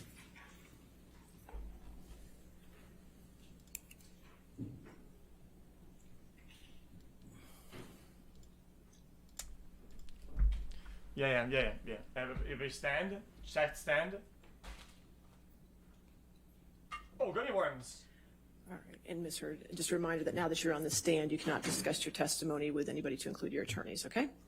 All right, so we'll be back. Let's make it 3:45, okay? Thank you, Your 3:45. Honor. Thank you.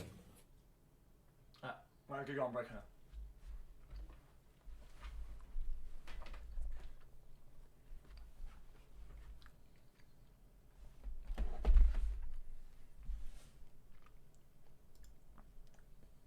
They're gummy worms, but they're the truly berry ones. They're not very good. What's happening? They're on break.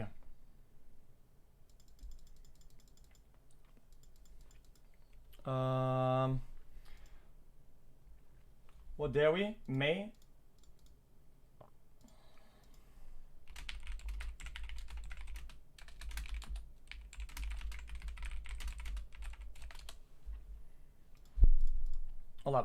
Hold up, wait.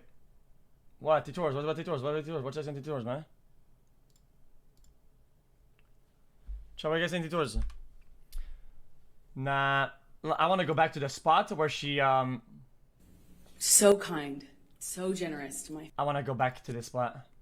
window, and I remember just seeing my breath on the windshield, you know, on the glass of the window of the door, just seeing my breath and trying to will myself. Guys, when did she go hard on the jury and she does like the whole thing? It's actually insane though. It's absolutely busting. Remember the timing on it? What part of the story? It was pretty crazy. Point where Holy, you push me. I don't want to overly dissect and something. It's not trying to look like I'm like pseudo smart or whatever. Dude.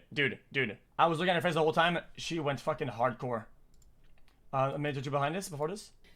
He tells me that he had put this trying to will myself to get up.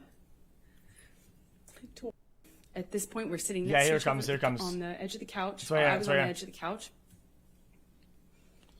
Yeah, it's right and I'm all of a sudden realizing that the worst thing has just happened to me that could possibly happen to you. I realize that I wish so much he had said he was joking.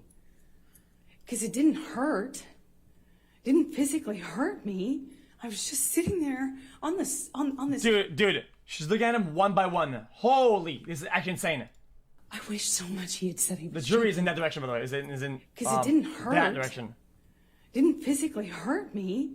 I was just sitting there on this carpet, looking at the dirty carpet, wondering how I wound up on this carpet and why I never noticed that the carpet was so filthy before, and I just didn't know what else to do. I didn't know what to say. I didn't know how to react. I just sat there thinking, how much time do I have till I figure out what I need to do? Because, God, did he just hit me? No, I didn't want to leave him. I didn't want this to be the reality. I didn't want to have the man I was in love with. I know you don't come back from that. You know, I'm not dumb. I know you can't hit a woman. You can't hit a man. You can't hit anyone. You can't just hit somebody because I knew it was wrong, and I knew that I had to leave him. And that's what broke my heart, because I didn't want to leave him. I thought if I got up out of that room, I would leave the best thing that ever happened to me. It was entertaining? No, it's entertaining for the jury, I wish perhaps. I could sit here and say I stood up and I walked out of that house and I drew a line and I stood up for myself. I was just looking at the dirty carpet, trying to will myself to get up, to walk out of the door because I knew I needed to. And I really slowly, I stood up and I remember looking at him in the eye and just looking at him, frankly, because I didn't know what else to do. And before I know it, he starts crying. Yeah, it's been nuts. And, you know, like, I I don't know. I think so far the only problem, one of the big problems that I saw was early. It kind of got me mauled. my grandma's funeral, you know, Just the way that it makes him look guilty. Early, when it's like at the beginning of a relationship, it's usually kind of like, oh, gets down on his knees and he it's at zero, you know. He's touching my hands And it almost looked like she made it look like it was bad to flirt or bad to whatever, you know. I thought that was kind of weird. And whenever she flirted back, it was because, oh yeah, it's whatever. Oh, I don't know. Put the monster away. That's why I thought it was very one-sided. I've done it before. It's done. But I feel like the jury can pick up on that. And I heard the jury picks up on that. Also, chat, earlier today, I missed the early trial. I want to go watch some of I it. just remember thinking that it was just... Let's go to live parts. They're on break. Videos. I want to see what the madam said. They grill her. She got grilled. This was yesterday. Good morning, Dr. Hughes. I'm Wayne Dennis, and we haven't met before. No, good morning. You testified yesterday that you have to give careful attention to gendered stereotypes. Correct? That is correct. When you're talking about intimate partner violence, you have to pay attention to gendered stereotypes. And during your testimony, you in fact paid attention to gendered stereotypes, correct? I'm not sure what you mean. Well, You said we were going to have to pay attention to gendered stereotypes, and then you testified at length where you referenced both men and women. You paid attention to those stereotypes during the course of your testimony, correct? What I was saying was you have to pay attention to gendered stereotypes when you're conducting these evaluations. You can't assume all the time that the male is the perpetrator and the female is the victim. You have to go into the evaluation understanding that the male also could be the victim of intimate partner violence. In fact, you're aware that there are large-scale studies that do say that IPV towards males does exist. Of course. Okay. And every time you referred to the characteristic of a victim of intimate partner violence yesterday. She said she. You used the pronouns she or her. Yep. I was using the she and her pronouns in this case because my determination was, as I stated, that Ms. Heard was the victim of intimate partner violence. This doesn't work at all. Guys, I said it yesterday. The questions were not about the case. The questions were neutral and general about the profession and its specifics. It was asked. Every question was very clearly asked. In that profession, what about this? With no specifics. She's just lying now. That is why I was using the she, her pronouns. Nope. You, in fact, said women gets into the relationship for all the right reasons. That's what you said. Woman gets into the relationship for all the right reasons. And then you say difficult for victim to extricate herself. You go on to say that she can and she should. Over and over, you use she, right? I believe in this case I did because I was referencing this case where I found Ms. Heard to be the victim of intimate partner violence. It doesn't mean that men don't get into the relationships for all the right reasons. If you say the victim, guys, it's like in a text. It's like when you write a text. I'm sure you had that in school, where or especially in writing in journalism, whatever. They put a name. Okay, let's say Johnny Depp, and then they'll say the actor. And it'll say the actor of that guy, and it'll say the artist or whatever, and they'll keep referencing it, and then they'll go back and they'll say Johnny Depp again or whatever the fuck, right? Not once did they mention the victim. Who is that? The girl, the whatever. It was never mentioned. It was clearly an attempt to look like it was answering a question as neutral in the whatever, right? But she kept saying she. That's obvious. I don't know why she's denying it. I believe they do.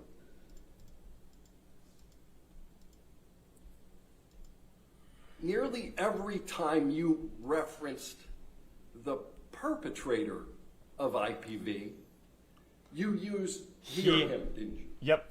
And it goes back to the same reasoning as I'm describing my understanding She's of my lying. This is the evaluation bitch. in this matter. Of course, men can be perpetrators and victims of intimate partner violence. That's well established in the research, and that's well established in my clinical practice as well. Isn't the reason that you used the pronouns that you did that you almost always testify on behalf of a woman? That's not correct. You don't even remember the last time you testified on behalf of a man.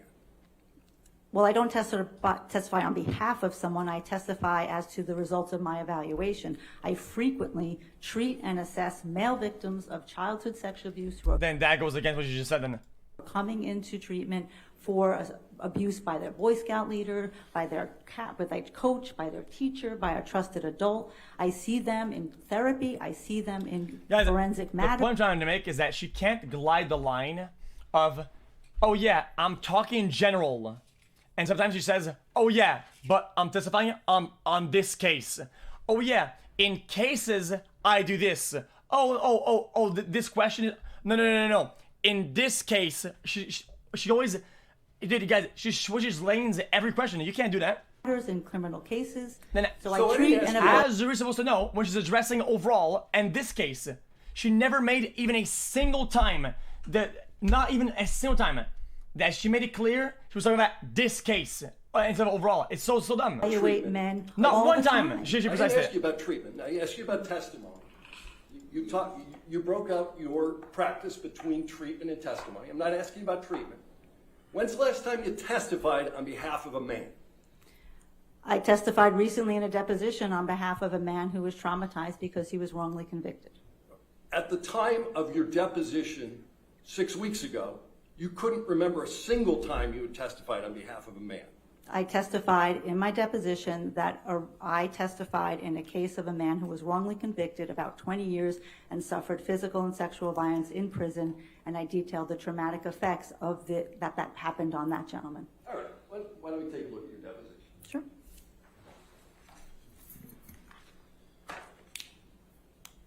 In prison. Oh, okay. All right, thank you. Yes. Thank you. Guys, I don't mean to be insensitive, guys. I'm just asking if you could shut right up. Is that a woman to man or man to man? I'm asking chat.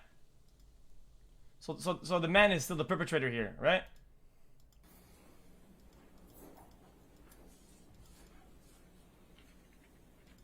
All right. Transcript of the deposition that you gave March 28th, 2022, correct? Yes. All right. Let's go to page 77.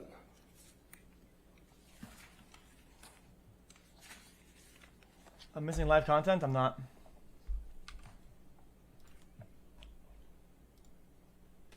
You're dumb.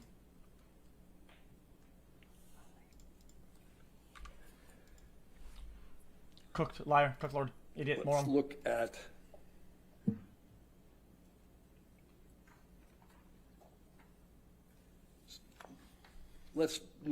page 78, line 8. So you can't recall a single instance where you were hired by the attorney representing the male in an IPV matter, correct? In an IPV matter, not in a trauma matter or a child sexual abuse matter. Okay, so that's the distinction. You don't have any recollection of ever testifying on behalf of a male in an IPV matter. What? That's what he asked earlier. As I stated yesterday, the very first case that I testified in was in a same-sex intimate partner violence where the man was the victim of another man. I routinely treat and assess same-sex couples where then the female can be the perpetrator of another female, and the male can be the perpetrator or a victim of his partner. So let me get this. You testified in a case where one male is alleged to have engaged in IPV against another male. Correct. All right. Okay. But that's the only one you remember. That's the only one you remember. No, I've done this frequently. As you well know, most cases don't. Yeah. The base of the conversation, right? The base with the root cause of where you're even talking about this is that they are asking about gender bias, right? But then she put examples of man, woman. Of cases. You've limited to testimony. Many cases don't come to trial, but I've issued reports and worked on many cases of same-sex intimate partner violence where men are the victims. But I did ask you about testimony, and I limited the question to testimony, and the only testimony that you remember is the same-sex couple, right? There were multiple same-sex couples, I believe, that I testified That you testified in court at trial. I believe so, yes. All right, but you didn't remember that in March. I did remember that in March. Okay. You're a professional witness, correct? That's not correct. No? You make hundreds of thousands of dollars a year testifying in court, correct? Not testifying in court. I conduct thorough, comprehensive psychological evaluations of individuals who are involved in a court case. The majority of those cases never show up in a courtroom. And half of my practice and half of my income is about my clinical work with people who are coming to me for therapy. I didn't ask you about the other half of your income. I'm asking you whether you made hundreds of thousands of dollars a year testifying as an expert witness in court. As you're phrasing that question, that's not correct. That would be the amount of income that I generate from my forensic practice. I testify perhaps maybe once or twice a year. Most of the work is done behind the scenes in evaluating individuals and issuing reports. But you'll agree with me that a big part of that practice is providing expert witness testimony. That's not correct. No? Well, that's not a big part of your practice. If I testify twice a year, that's not a big part of my practice. All the other time is doing the work for the cases and evaluating the individuals and issuing. Yeah, but this is disingenuous because if the basis is it's not going to go to trial, then the conversations prior, you know, it do impact it. So yeah, it's a big part of it. I mean that's just. I think this is being disingenuous. No.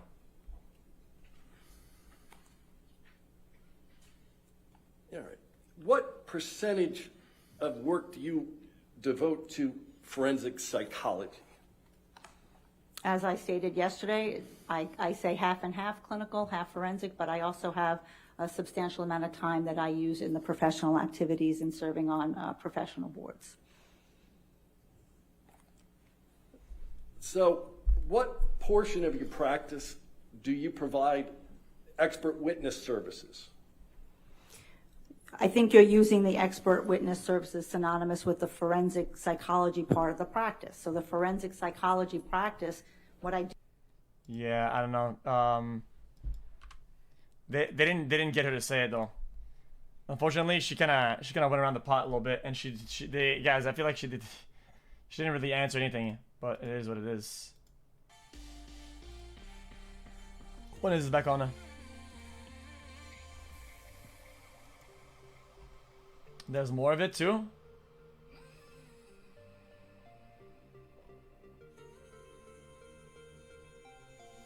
Yeah, I can't see it. They didn't upload it anyway. They only had one. Watch where she downplays violence. I want to see that. Link it. Do you have it? Where she downplays violence.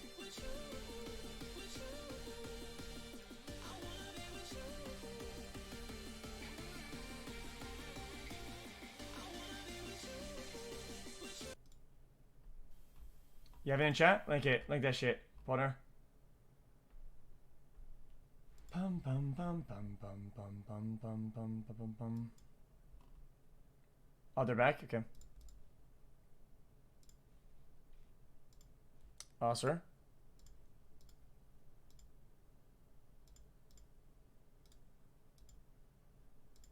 Jabate? They're Yes, sir. Great. I'll watch it afterwards.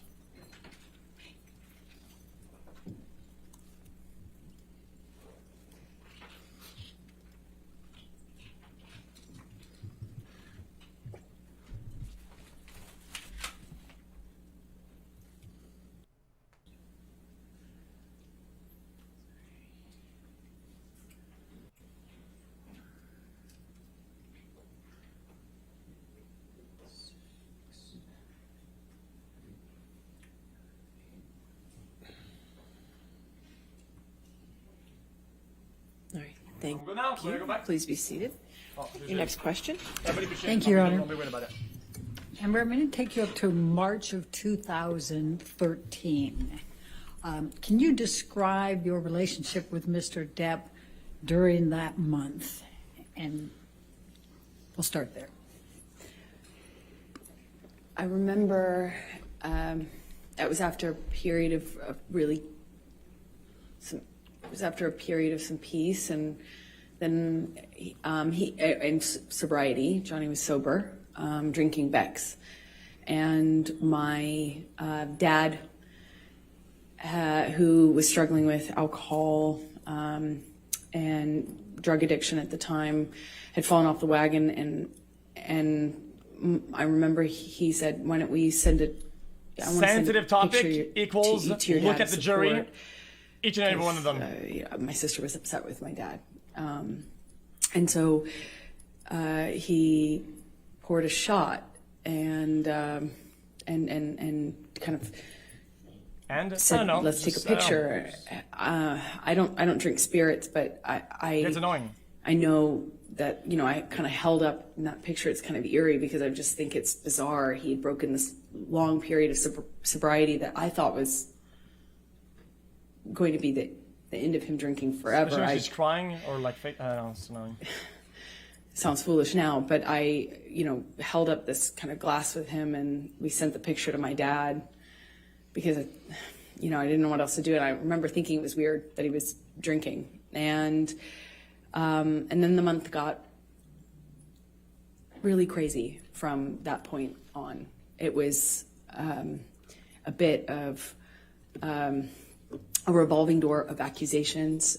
He was accusing me of having affairs with, well, frankly, just one person. I had an acquaintance with somebody, and he was accusing me of being with them, and then it was accusing me of being with my friend, the one I had seen in Spain. I'm, in these kind of arguments, nothing I do is working. Walking out of the room is me leaving him, walking away from me. Hey, where are you going? I'm talking to you. That it went from that to pulling me in by my arm, still shouting about the accusations. I'm trying to diffuse the situation by trying to tell him I'm not sleeping with this person and I'm not sleeping with that person. And it was kind of, as soon as it seemed as though I had convinced him of one, there was somebody else he was sure I was sleeping with. And it was a revolving door at that time. A painting I had hanging on the wall, done by my ex, who's an artist. That was, one day he was convinced that was proof I was sleeping with her or having an affair with her. I didn't really love him, and all the while I'm madly in love with him and trying to convince him. So March started with this picture of him doing a shot, and he's kind of saying, let's send it to your dad to show support. And what I remember of March is just like it's almost like it was a never-ending fight. It was just, there were breaks in it.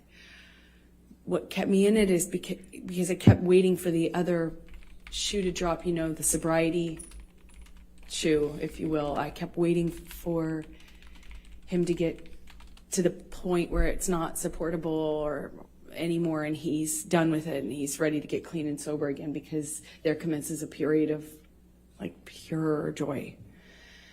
And it was one fight after the other, March. So let me start with the painting incident. Please tell the jury what happened on that particular incident with the painting. Wait a minute. As I mentioned, the painting, which had been hanging there for months, one day he kind of stayed up doing cocaine, just drinking, doing cocaine, music, which is not in and of itself that weird in my relationship with Johnny at this point. Like he stays up and keeps weird hours and smokes and stuff. But he was drinking brown liquor and doing a lot of cocaine, and it was like, it became clear to me in that argument, if you will, that he wasn't making sense. He had effectively just taken, it seemed like, a turn and had decided that the painting was an offense that he could not forgive me for. It meant I was having an affair with my ex-partner, with whom I had already split, and it made no sense to me. So I'm trying to kind of quell the accusations by saying, it's been there, and what are you talking about? And it's like, that doesn't mean anything. And, he was demanding I take it down. He eventually takes it down and tries to burn it, but it was unsuccessful, luckily, because he was not, he wasn't with one of those normal, what do you call them, Bic lighters. He wasn't very successful at doing it while drinking. Can we see that? To the extent he was. But I remember it was this kind of ridiculous fight. Like, didn't feel like it needed to be an argument, but it seemed like nothing I could do, nothing I could say. I tried leaving. I left the room. I left the house. I eventually came back. It was like a whole night, an evening, a night, and then a morning of this. So this morning in particular, I think it was the 22nd of March. There were several incidents in March, though. But in this particular one, he had something to go to. He was filming with Keith Richards and Tom Waits. Well, let me, before you go into that part, let's pull up Defendant's Exhibit 161, which is already admitted into evidence, I believe, Your Honor. Yes, 161 with redactions. Thank you. So nice. We're gonna see the and I'm going to the flaming picture. Show you Defendant's Exhibit 161. Publish that shit. Michel Depp. And the date on this is 3/12/2013, and it's a text exchange between you and Mr. Depp. Do you see that? I do. Okay. And the first one is from you to Mr. Depp. Why? Just thought you should know there exists a book. Is that to you? Is it to Mr. Depp from you, or it's vice versa? Isn't it? It's Johnny texting me. Just thought you should know there exists a book titled Disco Bloodbath. And then you say, we need that book. And you say, is this about last Friday night by any chance? And he says, how can you make me smile about such a hideous moment? And I'm not going to repeat the rest of it. Could you tell the jury what happened on that Friday night?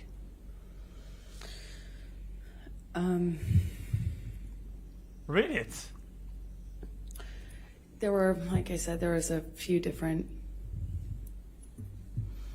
incidents in March. I believe this one happened in the Eastern Columbia building, which is one of Johnny's penthouses. They're in downtown, so a different part of Los Angeles.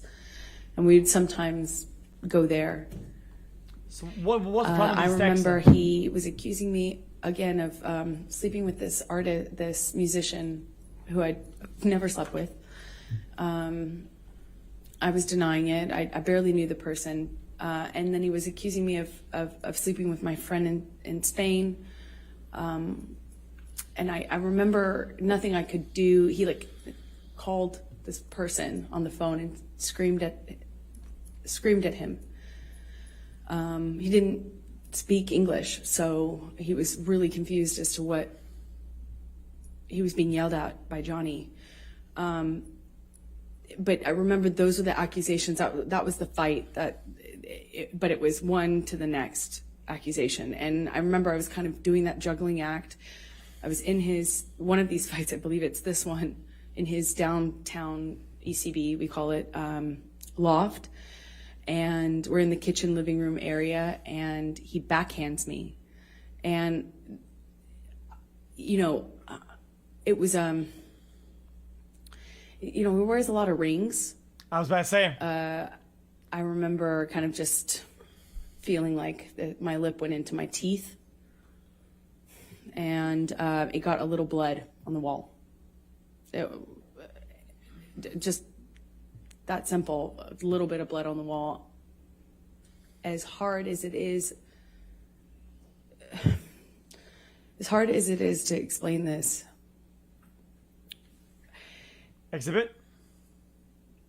I was so caught up in the relationship and also very occupied in defending what I only could assume he believed, these accusations,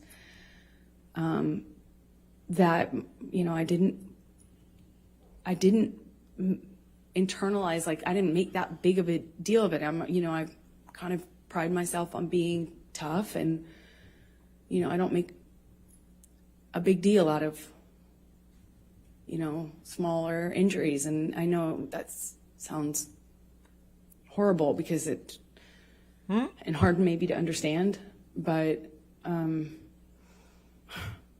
my best way to cope with it is I kind of, minimize it, make sure no one, make sure he knows that I'm tough and can't knock me down, and I make a joke of it, clearly. Make light.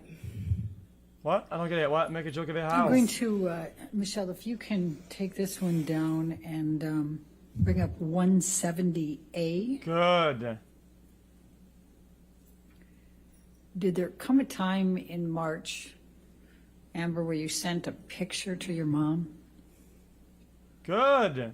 Yes, this is sometime in March 2013. 16?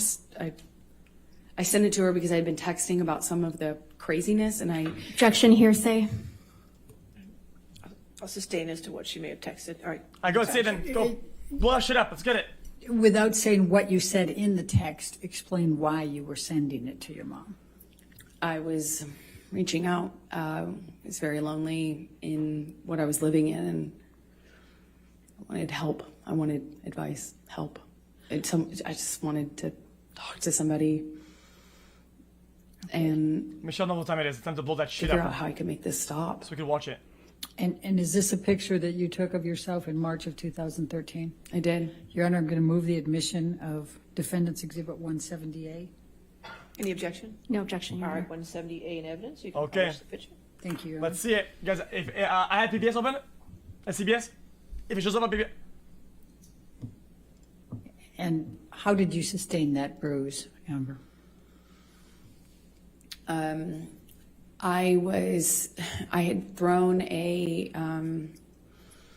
wait, where's the blood then? Johnny On the slapped wall. me. I walked away from him, and that made it worse. We got into like a shouting match, Oh, so it's another instance. and he kind of did this thing with his body where I could tell he was going to hit me again. I picked up like a.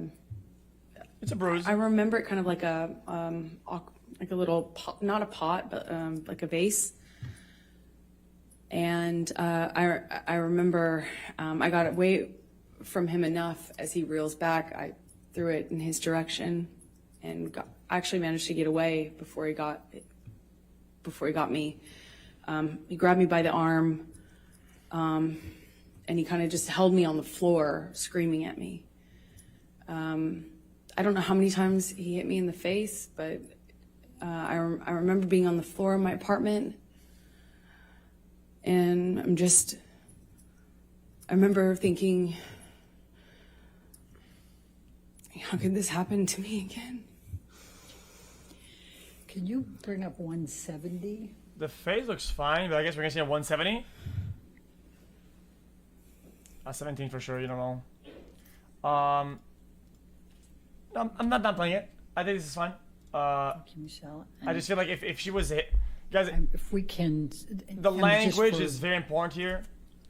When she says, Started, it's at 3/23/2013, and if we can scroll up.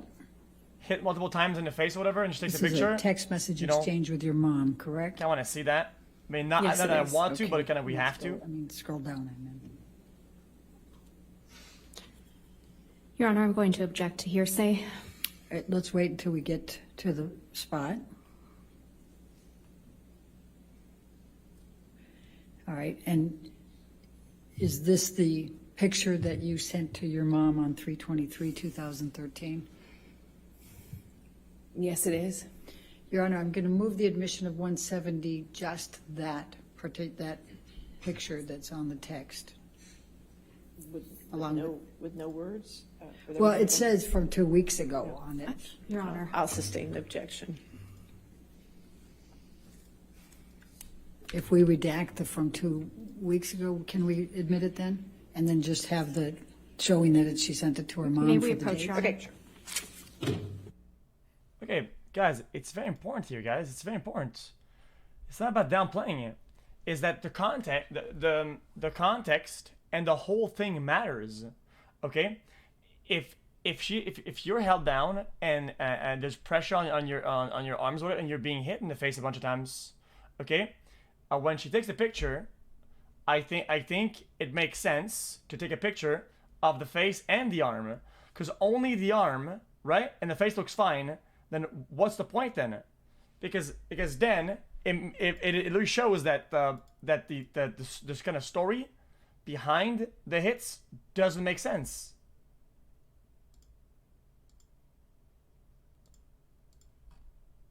So yes, I agree. There's an injury. That's bad. That is bad. That is terrible. 70 would be in The story doesn't make sense behind it. actions. Makeup? What would you put makeup? If you can think it, like what? Why would she in that instance? And Hits on a face is worse than hits on your arm. So if you take a pic of your arm, why wouldn't you also take the face then? And that's the picture you sent to your mom Yes, it is. on March 23rd, 2013. Yes, it was from a previous fight, Okay. the bruise. All right. Now, did you have any other altercations in March 2013 with Mr. Depp? Yes, It's still abuse? But we had. how do you know how it happened? The we had story a doesn't make couple of sense. these fights in Orange that were. around this time, one of which I started to tell you about the painting. You know, and I know I've interrupted you now twice on that, but I realize the jury doesn't. Can you tell them what you mean by orange, at orange? Sorry, Orange was my apartment that I kept in Los Angeles at the time. And it was an apartment. What type of an apartment? I rented the top of a duplex. So it was a house with the landlord living on the bottom floor. I rented the top floor. How can you not be biased? Please continue when with she the literally painting, I'm sorry. fabricated pictures of her being injured when she wasn't. How can you trust the testimony and trust her on the pictures when she's shown a pattern of doing that shit? He wanted me to remove the painting, and he wanted me to admit to this affair that I wasn't having. And I didn't want to admit to it because it's not true. So I held out, and he just drank more and did more cocaine. And I woke up the next morning, I think it was on the 22nd or the 23rd. I woke up in the morning and the breakfast table was like cocaine and booze. And I realized that I wasn't going to be able to talk our situation down. I wasn't going to be able to talk him out of it. And he was just so convinced that I was fighting with him or at the reason that he wouldn't leave the house, and he had something to go film that was important, and there were important people waiting for him. And I remember people were reaching out, his assistants, his manager sister, you know, everyone was wondering where he was. And I kept feeling embarrassed and unable to move this person out of my house. I couldn't calm him down. I couldn't change. He was just so intent on me admitting the details of this affair that I wasn't having. And me pointing out that the cocaine wasn't making his situation any better made me the bad cop. Then I'm the nag. So eventually I called my sister. He had a kind of a buddy-buddy relationship with her at the time. And at the time, she occasionally did cocaine. I didn't, but she did. So I was like, hey, come take over. You know, maybe you can buddy him and talk him into leaving the house, just getting out of the house. And she did. I remember his assistants trying to get him out. Like, we eventually in the evening, I think early evening, he finally agrees to leave, but I can't tell our relationship status. I can't tell if he still is convinced of these things or if he's just going to sleep it off. And did they testify on that? It's going to go back to normal sobriety, sorry kind of phase. And he was still upset, but like seemingly calming down. So I agreed to go with him. He wanted me to go to the shoot. I had plans, so I kind of reluctantly agreed, but didn't want to set anything off. I didn't want to engage anymore. I didn't want to do anything that could be perceived as antagonizing him or engaging more. So I went with him. We grabbed the dogs, we get in the car, we're on the way there. We're headed up Sweetzer's the street. It's a major street that leads up to Johnny's houses. He effectively owns the end of the street. It's like a cul-de-sac. So we're nowhere near his home, but we were driving up this street, and Jesus. He has the window down, he's smoking. It wasn't all the way down, but you know, he's constantly smoking, and at some point he starts howling out of the window and then grabs two small dogs. Well, one was Johnny's dog and one was my dog, but he grabs, if I remember correctly, Boo, his dog, slightly chunkier teacup Yorkie, and he grabs this teacup Yorkie and holds Boo out of the window of the moving car. And he's howling like an animal. Huh? While holding the dog out of the window. And everyone in the car, I'll never forget it, everyone just froze. No one did anything. And I too was like torn as to what I should do, because I didn't want to do anything to cause him to react, drop the dog. You know, it was just this eerie moment where he's howling and holding this animal outside of the car window. And more than that weird memory is more than that weird memory, I have a memory of everyone just kind of not really reacting to him. Like no one really kind of did anything. He's a werewolf. I eventually kind of pulled his arms gently back to the vehicle and kind of got the dog back on the seat, and we continued driving, but no one reacted. It just kind of avoided dealing with it. We get to the place, the house where he was filming this thing that he was late for, I suppose, for the day. And we walk in. Meanwhile, I've been bombarded by text messages and calls and conversations with everyone seemingly so stressed about... Objection, hearsay. All right. Just don't tell us what somebody else said, just what you observed. I understood everyone was stressed. They seemed stressed to me about the tardiness. Where is he? Let's get him there, you know, so we get him there. And no one reacts when we get in. I mean, we walk into this house where everyone was waiting for him, and everyone smiles and says, you know, hey, boss. Objection, hearsay. Okay. Yeah. Sorry. Okay. Let's, Michelle, can we pull up 167? I want to hear the rest of the story. I want to hear the rest of the story. I think He does something, nobody reacts. They get there, nobody reacts, like nothing happened. What next? oh, it's A. Okay, then go ahead. Did it happen? Is it? Does Your Honor show that one to be in 167A?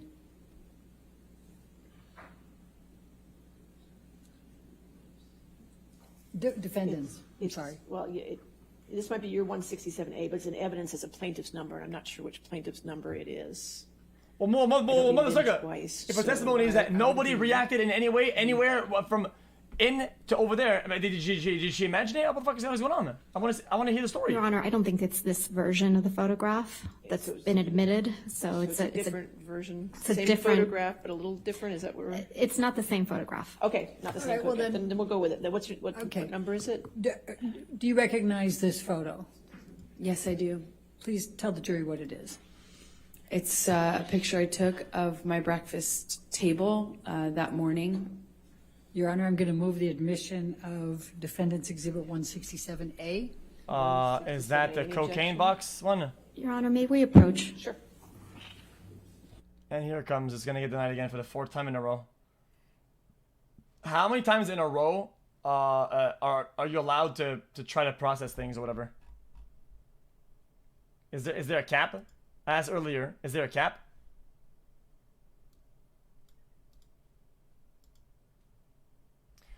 What if you try to manipulate the jury by saying, "Oh yeah, this picture we're gonna show it shows this and that and this." 67A Oh, okay, never mind. is in evidence. You can publish. Let's see it. So may we publish that? Thank you, Your Honor. Okay, and Amber, you said that you took this that morning, is that Yes. correct? The flying dog? Could you tell the jury what the box is that has the property with the skull bones, property of JD? That's Johnny's drug box. I've seen it used for pills, but at the time it was bags of Coke, like dime bags of Coke. Okay, and what are these white lines on the table to the left of that box? That is cocaine. Okay. These are some pretty severe lines, though. And do you Jesus. know what is in these two glasses that have kind of a gold colored liquor? Yes, they're different, actually. It's confusing. They're different, different liquids. The one in the back in the larger glass is, I believe at the time I was doing these tabs, or Barocca, that's what they're called. They're little tablets. And anyway, I remember at the time that's what I was putting in my water because I had just come back from France where they sell them. And then the brown liquid in the shot glass is Johnny's liquor. I don't know what it's called, but we kept it in the freezer. At the time, it was at that time, 2 megapints March and 2013, 4 megalines. I hadn't, I still didn't have. Yeah, but that's a shot glass, boys. Hard line. I won't even keep that, in my freezer sort of attitude or posture with him. I wasn't that bold at the time, I didn't like it, but I didn't have that strength. I kind of, at that time, I think was doing Move your head. things Sorry. like trying to pour it out when I could. Oh, you guys can see it. So what is the bag, the brown bag on the left side? What is that? That's a DOP kit. It's his prescriptions and cigarette, tobacco, weed, things like that. Okay, and then above it there appears to be a CD of some sort, DVD, something. Do you recognize that? Yes, it's the single. I believe it's what it's called. The single he was making at the time. I think that's the song that they were filming a video for, if I'm correct. Okay. All right. Now, did you end up sending you watched too many movies. This picture to Rocky Pennington that You day? watched too many movies. I did. I sent it to my best friend at the time, and it was like, look at my morning. Objection. Hearsay. Okay, you can't say what you said. I want to be weird, but you guys. All sent my it to friends your did friend, cocaine. correct? Okay, Let's go to 167, please.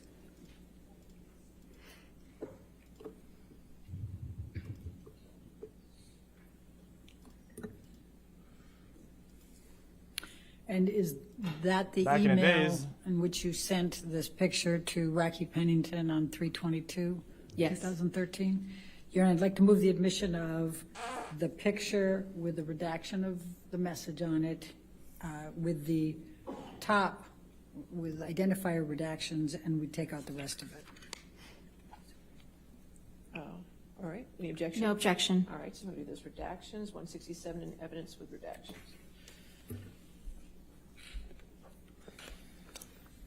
Let's see it. I want to see that.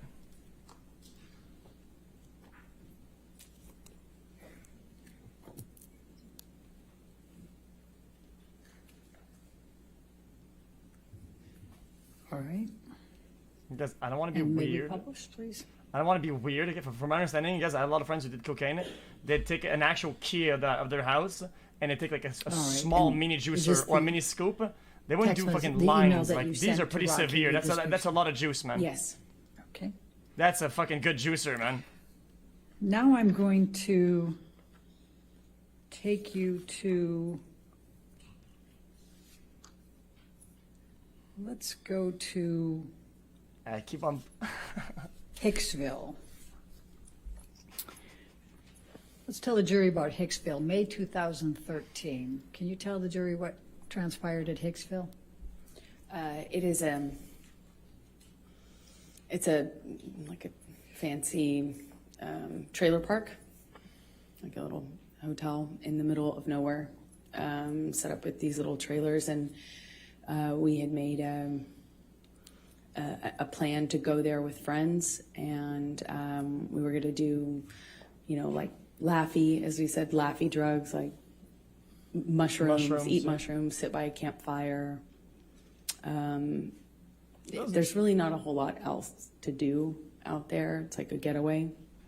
We had made this plan, and it was going fine. It was like a, kind of like a party out in the desert, with a few friends and campfire and music. And I don't know somebody brought MDMA. It was being passed around, and somebody who took it kind of was starting to feel the effects of it, I guess is the best way to describe. She kind of reacted in this way where when the MDMA hit her, she kind of, we were sitting around a campfire, all of us, and she kind of just leaned into me and put her, head on my shoulder and kind of grabbed my arm. I took it, to be the effects of the drug. Yeah. And I think I had eaten a mushroom cap but was not feeling anything at the time.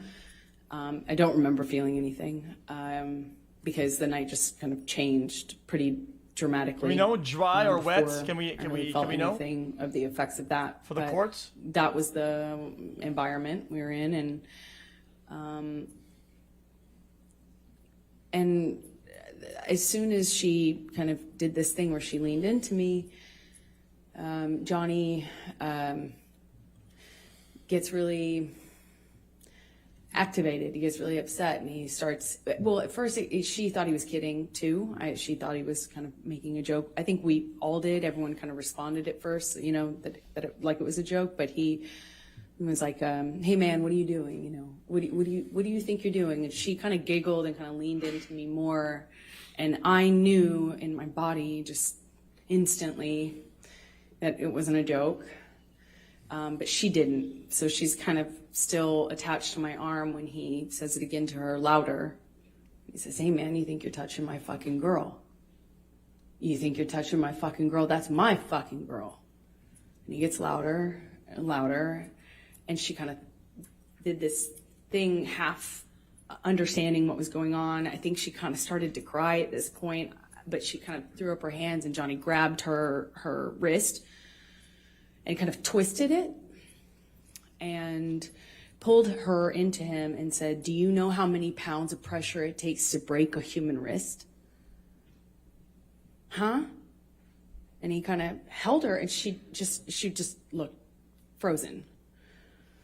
And she's crying, and was just denying understanding what was going on. I stepped in.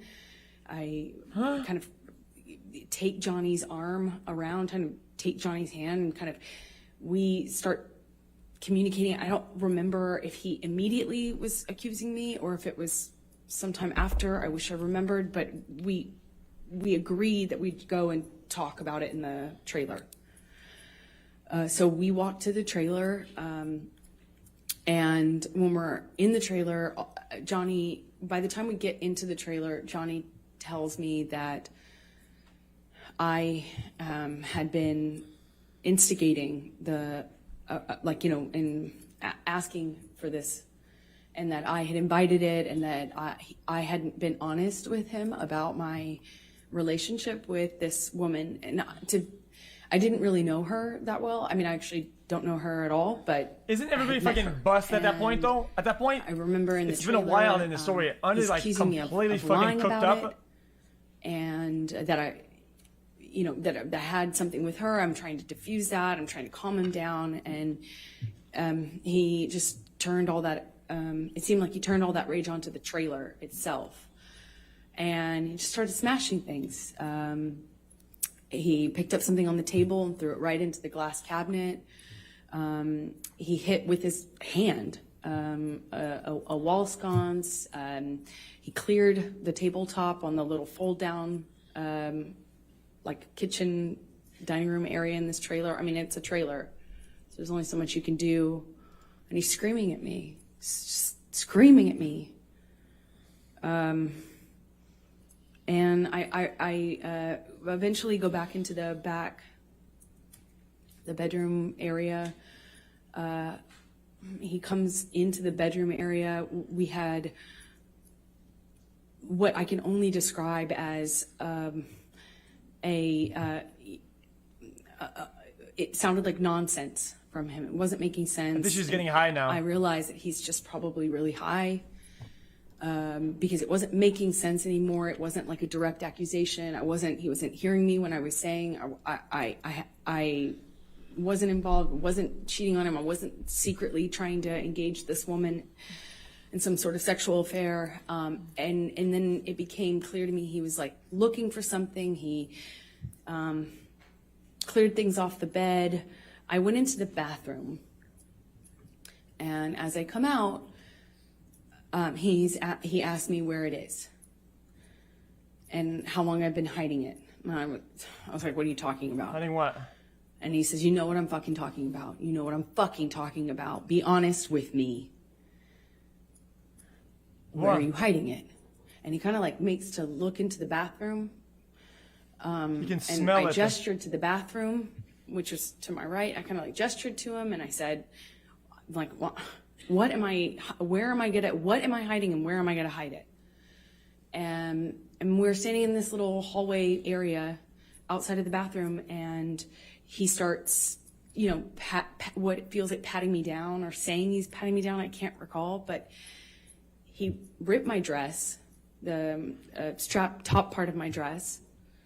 I had just dyed this thing myself pink, and it's just one of those things. I was like, you know, I just finished that dress. And he's like grabbing my breasts, he's touching my thighs, he rips my underwear off, and then he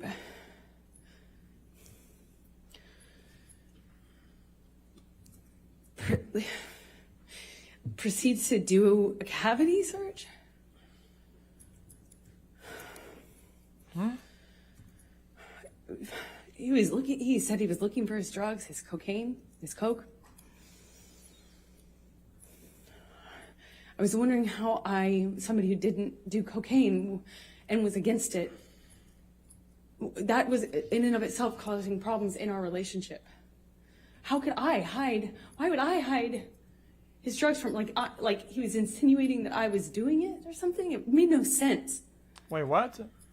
Wait, wait a minute. That's bad. That doesn't make sense. Telling me we're gonna conduct a cavity search, shall we? Like, just shoved his fingers inside me.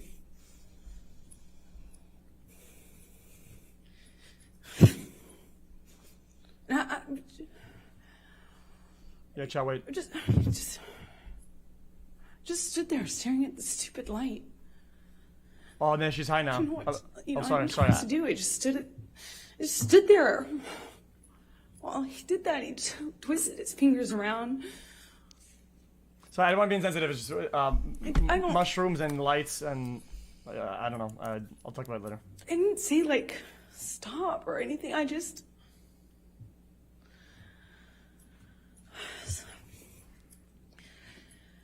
So the next morning, what transpired? I'm not trying to be funny. I'll talk about it later. Chill out.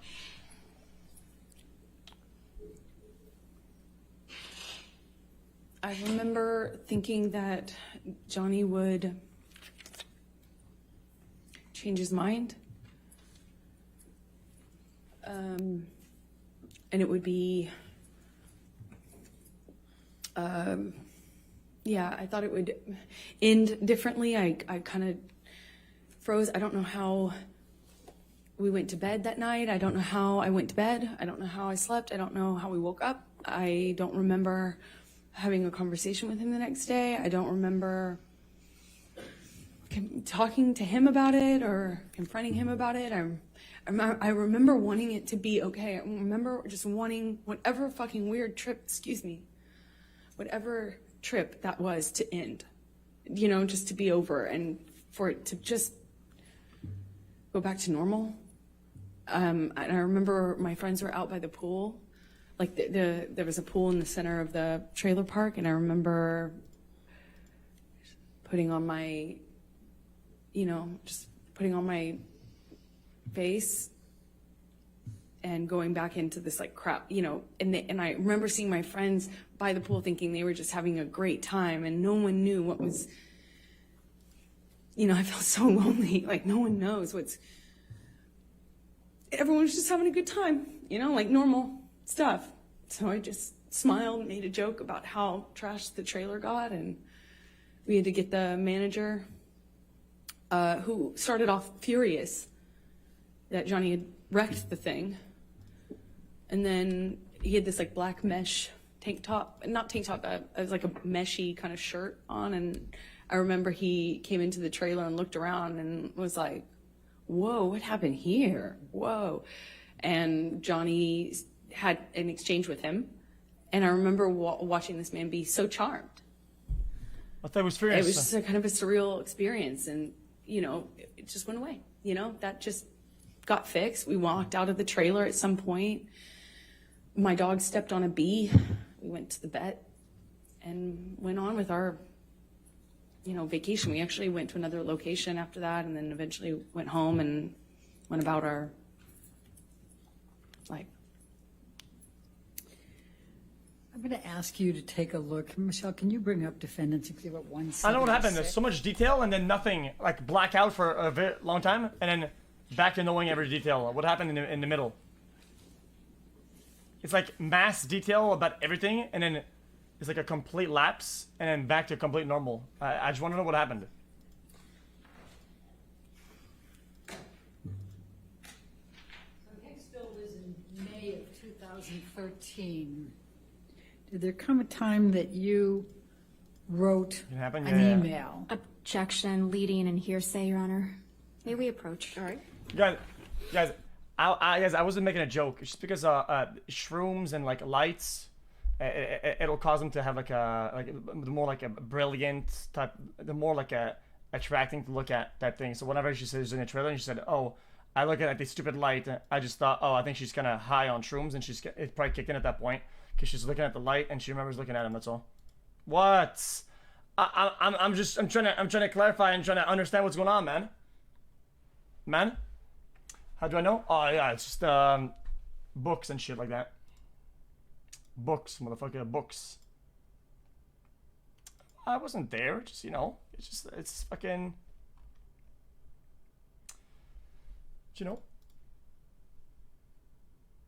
I just thought I was telling that she remembers one object and it's the light, man.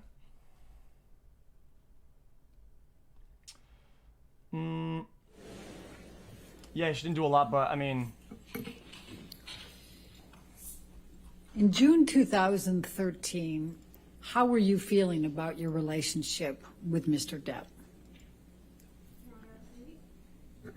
May we have the exhibit taken away from... Sure. Thank you.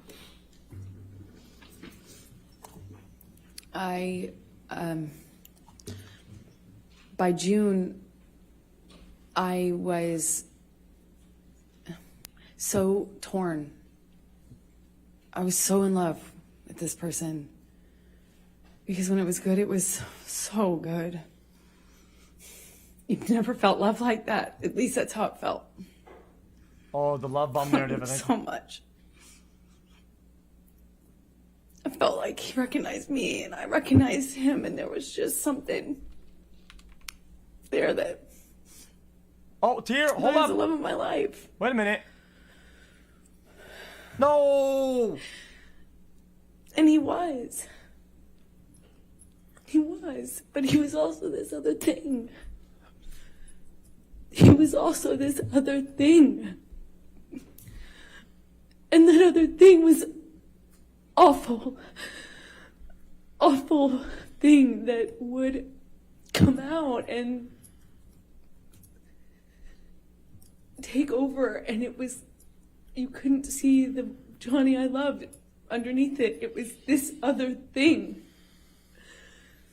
And no one told him. No one was honest with him. No one, he'd pass out in his own vomit. He'd lose control of his body, he'd lose control, and everyone would clean up after him. I cleaned up after him. I mean, this man lost control of his bowels, and I cleaned up after him. His security cleaned up after him, changed his pants in front of me. He would pass out in his own sick. He's laughing. And then he'd walk around saying he didn't have a problem. Until he did. Until he couldn't support it anymore, and he'd get clean, and he'd get sober, and then he was this thing again. This thing that made me feel so loved, that made me feel like... I feel like the Lord told him that it was ironic and that he lost of his bowels. Like, the bowel expert. Like my soulmate. As the silent cheesy pooper. As that sounds, I just felt like he knew me. The pooper and bandit. I recognized something in him, either some part of my makeup and my background or something, that I just got it. And I loved him and understood him. It just got so scary, the other part of him. And in June, I wanted to leave him. Wait, she wiped nothing. I saw that. I wanted to I didn't want to leave him. I want to leave him. I wanted him to get better.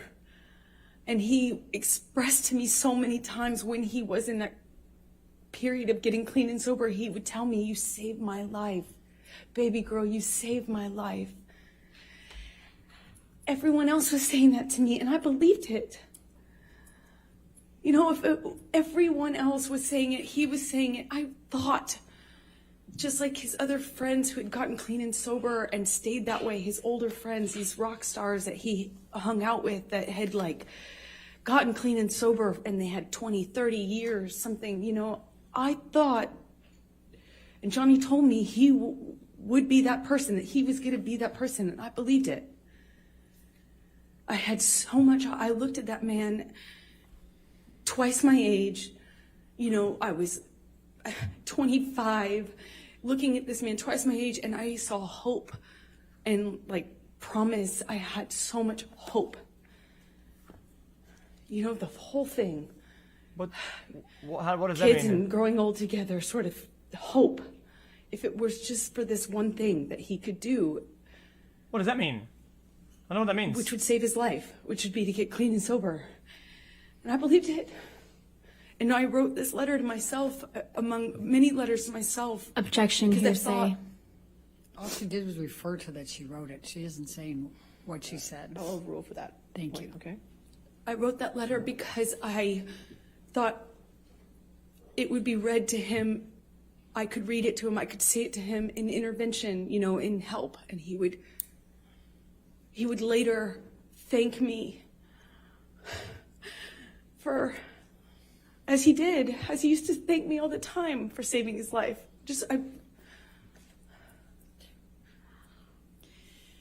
Did there come a time later in June that you finally met Johnny's kids?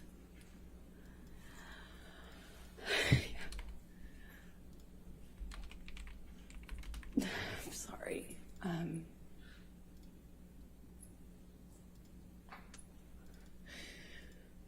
Yeah, I finally met them in the summer of 2013. I had been with Johnny for over a year, maybe like a year and a half at this point, is my best guess.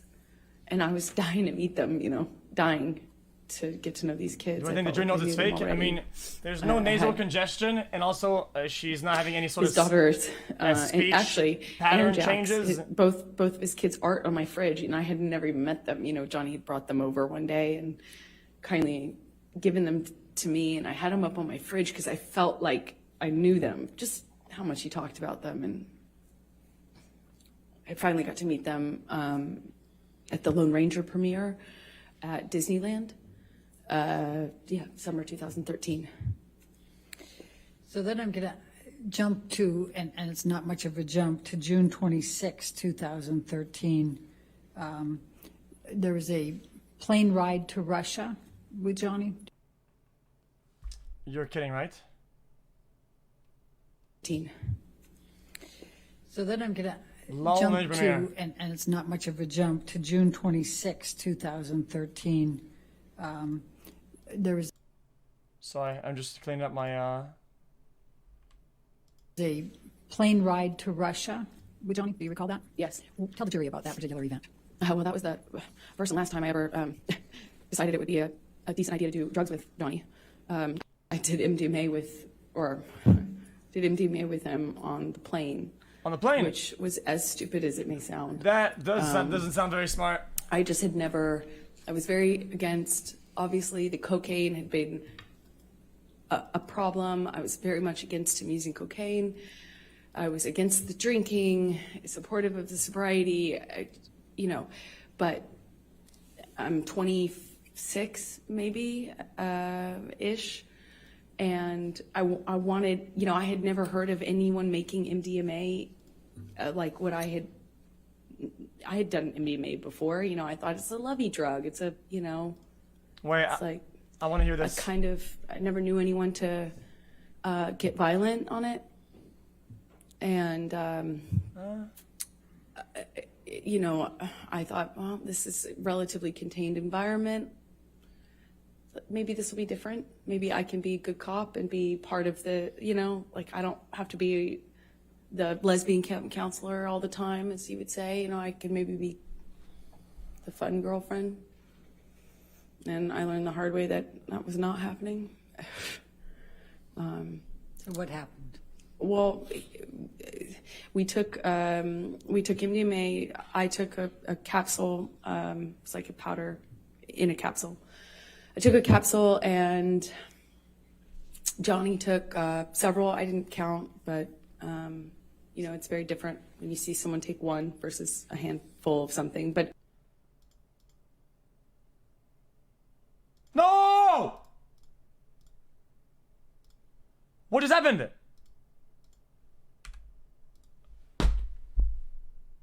Attendant got involved. The flight attendant came by, was engaging with us. I don't think that they're really. It felt YouTube is like so it bad. was before the effects of the drug took over. It was relatively soon after we first took our dose, if you can say. And the flight attendant, Johnny offered her some. She of course said no. And then after some back and forth between them, Johnny convinced her that it would be fine. So she acquiesced and took MDMA with us. And within, a few minutes go by, and the same thing happened that happened on the mushrooms at Hicksville with the woman, Kelly Sue, who I've told you about. Flight attendant got friendly with me, but just friendly, just a few minutes? MDMA friendly, was kind of, I'm a woman, he's a a man. Few minutes? What? I think more comfortable with me physically. She kind of leaned into me. Can we get a drug expert on stand to try to rectify that? Before it crosses the fucking blood-brain barrier, it takes about 35 from the stomach. Drugs, 35, 40 minutes, maybe? Johnny 20 grabs her hand and tells her not to touch me. And she kind of reacts in a way like she's defending herself and was trying to clarify. And he grabbed her by the wrist and slammed it down on the table and told her he could break her wrist. And I remember thinking, I've heard this before. And that was a pattern that would repeat itself a few times. These things would happen in these kind of cycles where there'd be a certain element that would get filtered for a while, whether it's an accusation or a gesture, and that would be the thing that he looped on. I called it loops. And he grabs her wrist and he tells her he could break her wrist. She cries instantly, denies it, is so apologetic. Eventually he lets go. She goes to the front of the plane where the flight attendant, normally hangs out, and the doors close, and I don't see her much of that whole flight.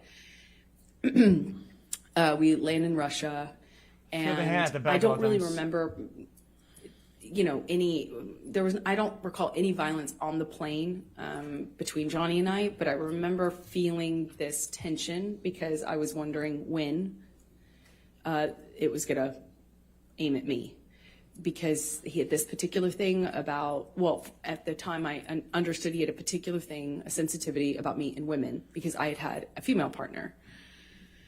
So I was feeling nervous, anxious, and I remember we had a very quiet ride. At least I didn't say anything to the ride to the hotel. And almost as soon as we get into the hotel room, Johnny's accusing me of effectively having engaged that, caused that. I of course deny it, point out what I thought was obvious. That, we'd given her drugs,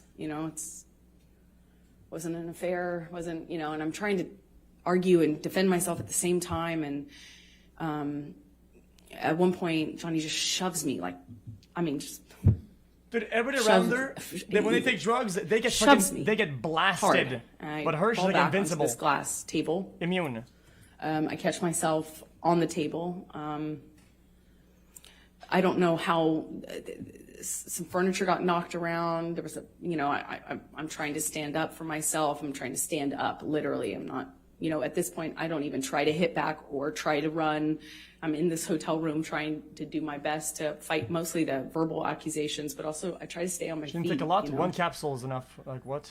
At some point, Johnny whacks me in the face, and I don't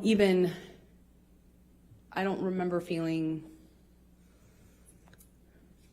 pain or like awareness of my nose or anything. I don't remember thinking that. I remember kind of crying and feeling, I went into the bathroom and I wanted him to have I just remember wanting him to realize what had happened. I wanted him to kind of snap out of it. I wanted him to care. I wanted him to realize what was going on, because a big part of this, I felt like he wasn't aware. There was this sense that he didn't know what was going on.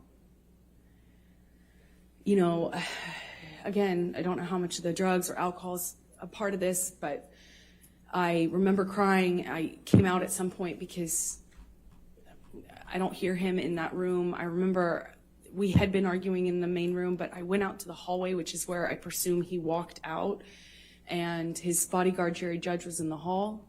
And I don't recall seeing Johnny in the hallway, but I remember seeing Jerry Judge, who gestured to my nose. Objection, hearsay. She's just saying gesture. He hasn't said anything yet. All right, gesture's fine. I'll overrule the objection. Gesture's fine? I didn't know that. He gestures I know more now to my about law. nose, and holds out his handkerchief, like a cloth handkerchief. And I instantly felt really embarrassed. I felt What if somebody does ashamed. sign language? I don't know how else to describe it. I just felt Is that like a loophole? just really embarrassing, and I went inside the room. What, if any, injury did you have? I had a little blood coming out of my nose. I didn't know it. I didn't feel it at the time until Jerry gave me Jerry let me know. Okay. And I went inside the hotel room, and it, as embarrassing as it is, I remember just wanting Johnny to say sorry. I wanted him to realize it. It's so stupid, but like the emotional part, you know, I just wanted him to acknowledge that this was, that he could hurt me, you know? And So what happened? I wanted it to be okay. I didn't want him to think I was interested in this flight attendant. I didn't want him to think that I would capable of cheating on him. I was in love with him. I just wanted things to be okay. Let's take you to July 9, 2013. Did there come a time that you went to the Bahamas and went on a ride the yacht with Johnny? So what did you do to show that? It was less like the story. We flew out to the Bahamas to his island. We never get to the end of the story. He was selling the yacht to J.K. Rowling, and he wanted to kind of have a goodbye trip on the yacht. So it was docked off the island, and I went with him and his kids, who I had quickly developed a bond with and loved. And we brought a friend along with us, I think, to kind of help. And yeah. Okay. Tell the jury what happened on that trip. Johnny was upset that he had to sell the boat. And he was off the wagon again, but he didn't want to tell his kids, so he was hiding it from them. He was putting it in coffee cups and drinking, and the behavior just kind of like, he was upset, he was emotional, and it just, you know, that's how he dealt with it, just drink. But there's just no off button with Johnny. So he just kept drinking, and the behavior kept getting more obviously drunk. And Lily Rose, his daughter at the time, was young. She can read one full page of a Harry Potter book. And she started to get panicky and started to ask me questions about his drinking. Objection, hearsay. Without saying what Lily Rose was saying, please continue on. Sustain the objection. Thank you. So she was asking me questions about the drinking. And was very upset. Sustain the objection. Yeah, you Yeah. can't say what Lily Rose said. Oh, But yeah. you can tell gestures, Sorry. you can tell, and you can say what you and Mr. Depp said, okay? Sorry. I'm not playing it. So she was upset, and Johnny we were with the kids, and he kind of threw himself off the boat in a half playful way, like a dead fish kind of way. I don't know how to describe it, almost like a belly flop. But we were on a skip, like a smaller boat parked next to the yacht, and he's jumping. Well, he jumped off the front of it, but kind of in a face, chest forward way, like it looked a little scary, like not something somebody would do if they're completely okay. You know, it was started off all of us kind of taking turns jumping off the edge of the yacht into the water, and then he, at one point, kind of throws himself over, and it looked a little scary. The way his body fell into the water, and Lily Rose started to cry and expressed to me that she Objection, was hearsay. upset. Sustained. You can't say what she said. You can say, you can. She needs to stop doing that. She has to. Expressions or observations, but She's you doing it can't on say what purpose. Lily If Rose this said. is fucking rehearsed, she Lily has to stop Rose doing that is shit. crying, and then the crying becomes like a panic, like almost like a panic attack. Like rapid breathing, crying. What? Lots of questions. It's not easy, And I'm but also holding it's her, easy to get free I'm points with the jury doing it, comforting though. her, And Johnny comes in, and within a few seconds, I realized that he, kind of shifted his attention on me, and then he seemed very angry. He asked Lily Rose to leave. Lily Rose leaves, looks at me, leaves, crying. And Johnny, I don't remember the words he used, but starts accusing me of kind of like telling on him and calling him, a drunk in front of his kids. I hadn't done that. I was actually trying to protect Johnny. It didn't feel like my place at all to share that with his daughter or anyone at the time, other than adults who might help with it, but not his kids. So I was trying to tell him I was just trying to comfort her. I was trying to protect you. He basically was accusing me of doing this thing and of making them aware of that he was drinking again. And he slams me up against the side wall of the bedroom. We were in the bedroom this whole time, but up against the wall of the cabin, and slams me up by my neck and holds me there for a second and tells me that he could fucking kill me. And that was an embarrassment. I was embarrassing. It was embarrassment. This whole thing was a joke. All embarrassment. I made him feel sick. And I'll never forget. Jeez. I'm very, very, very much in love with this whole family now. And he's saying I'm embarrassing to him. And that somehow stuck in me more than the I could fucking kill you. It just sounded like hyperbole. It sounded like something he was just saying. But the names that he was calling me, I'm trying to just pushing me up against the wall by my neck. It might lag. Much in love with this whole family now. And he's saying I'm embarrassing to him. And that somehow stuck in me more than the I could fucking kill you. It just sounded like hyperbole. It sounded like something he was just saying. But the names that he was calling me, kind of just pushing me up against the wall by my neck. Hurt my feelings. It hurt. When I communicated when I saw Lily Rose again, I won't say what she told me, but the next thing we do is we call for a helicopter to come and take us off of the boat, or off of the island. So we leave the boat, go to the landing of Good, and that's gonna resync. a part of the island, or maybe it was a different, island we had to get to leave. When we take off, I'm holding Lily Rose literally holding her under my arm while she's crying, and we're lifting off. And Jack ended up not coming with us at the last minute. He stayed behind. And we were taking off, and I remember being really torn about leaving. I felt bad about leaving, even though that had happened. I still felt awful leaving. I felt awful leaving him. I also felt like I had done something wrong. he was mad at me. I wasn't sure, you know, or what I had done, but I remember not being, you know, who's Jack? I'm getting all these Is it text Jack messages Sparrow? from him calling me all these names, and Who is it? barely coherent, barely. And I'm holding his daughter crying. And Oh, let his me son. just stop you for a moment. Michelle, can you pull up Defendant's Exhibit 180? Do you believe that's already in? It is already into evidence, Your Honor, so if we may publish it to the jury. Michelle, I would appreciate if you blow that shit up. And Michelle? Amber, I'm going to ask you to take a look at 180. Michelle? And this is text messages from Mr. Depp to you. Do you recall these?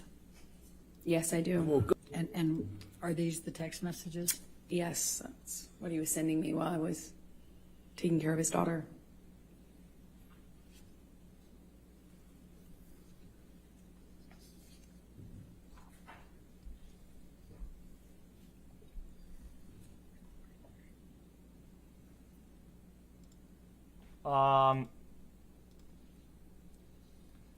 History, live testimony. Maybe they have the evidence of it on their channel. Hold up. Nope. Who's cutting hair in the salon? Who's doing that shit, man?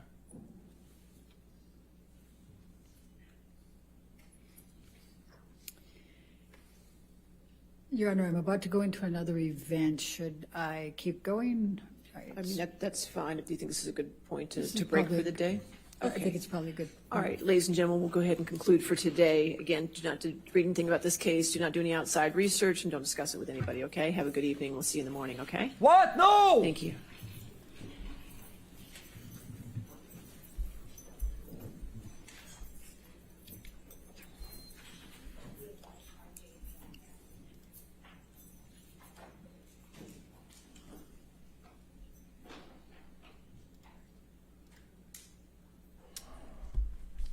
I'm only standing up because my candy's far away and I only have one left.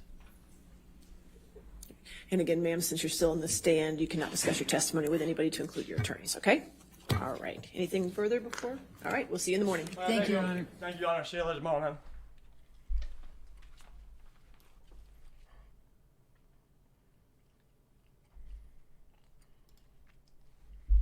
man. So is tomorrow cross-exam from the get-go? Or is there more about this? I feel like she has more to say. Chat. Could there possibly be a whole day of more of her and no cross? Definitely, right? It's definitely gonna be a full day of her still and no cross. Interesting. Interesting.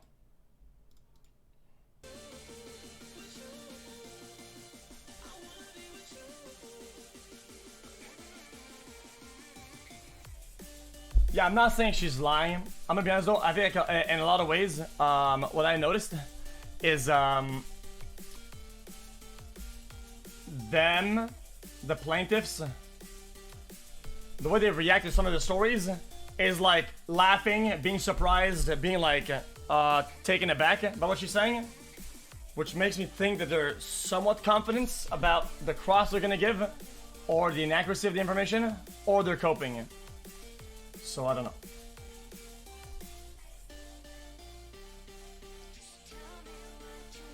Am I in her favor or their favor? Listen. Yeah. I'll tell you guys the small problems I have with some of what happened. Okay, I have a couple problems. Okay, the couple problems is the length and the number of things that she says that happened, especially physically, which, of course, some, if not all, could be real. I'm not downplaying it.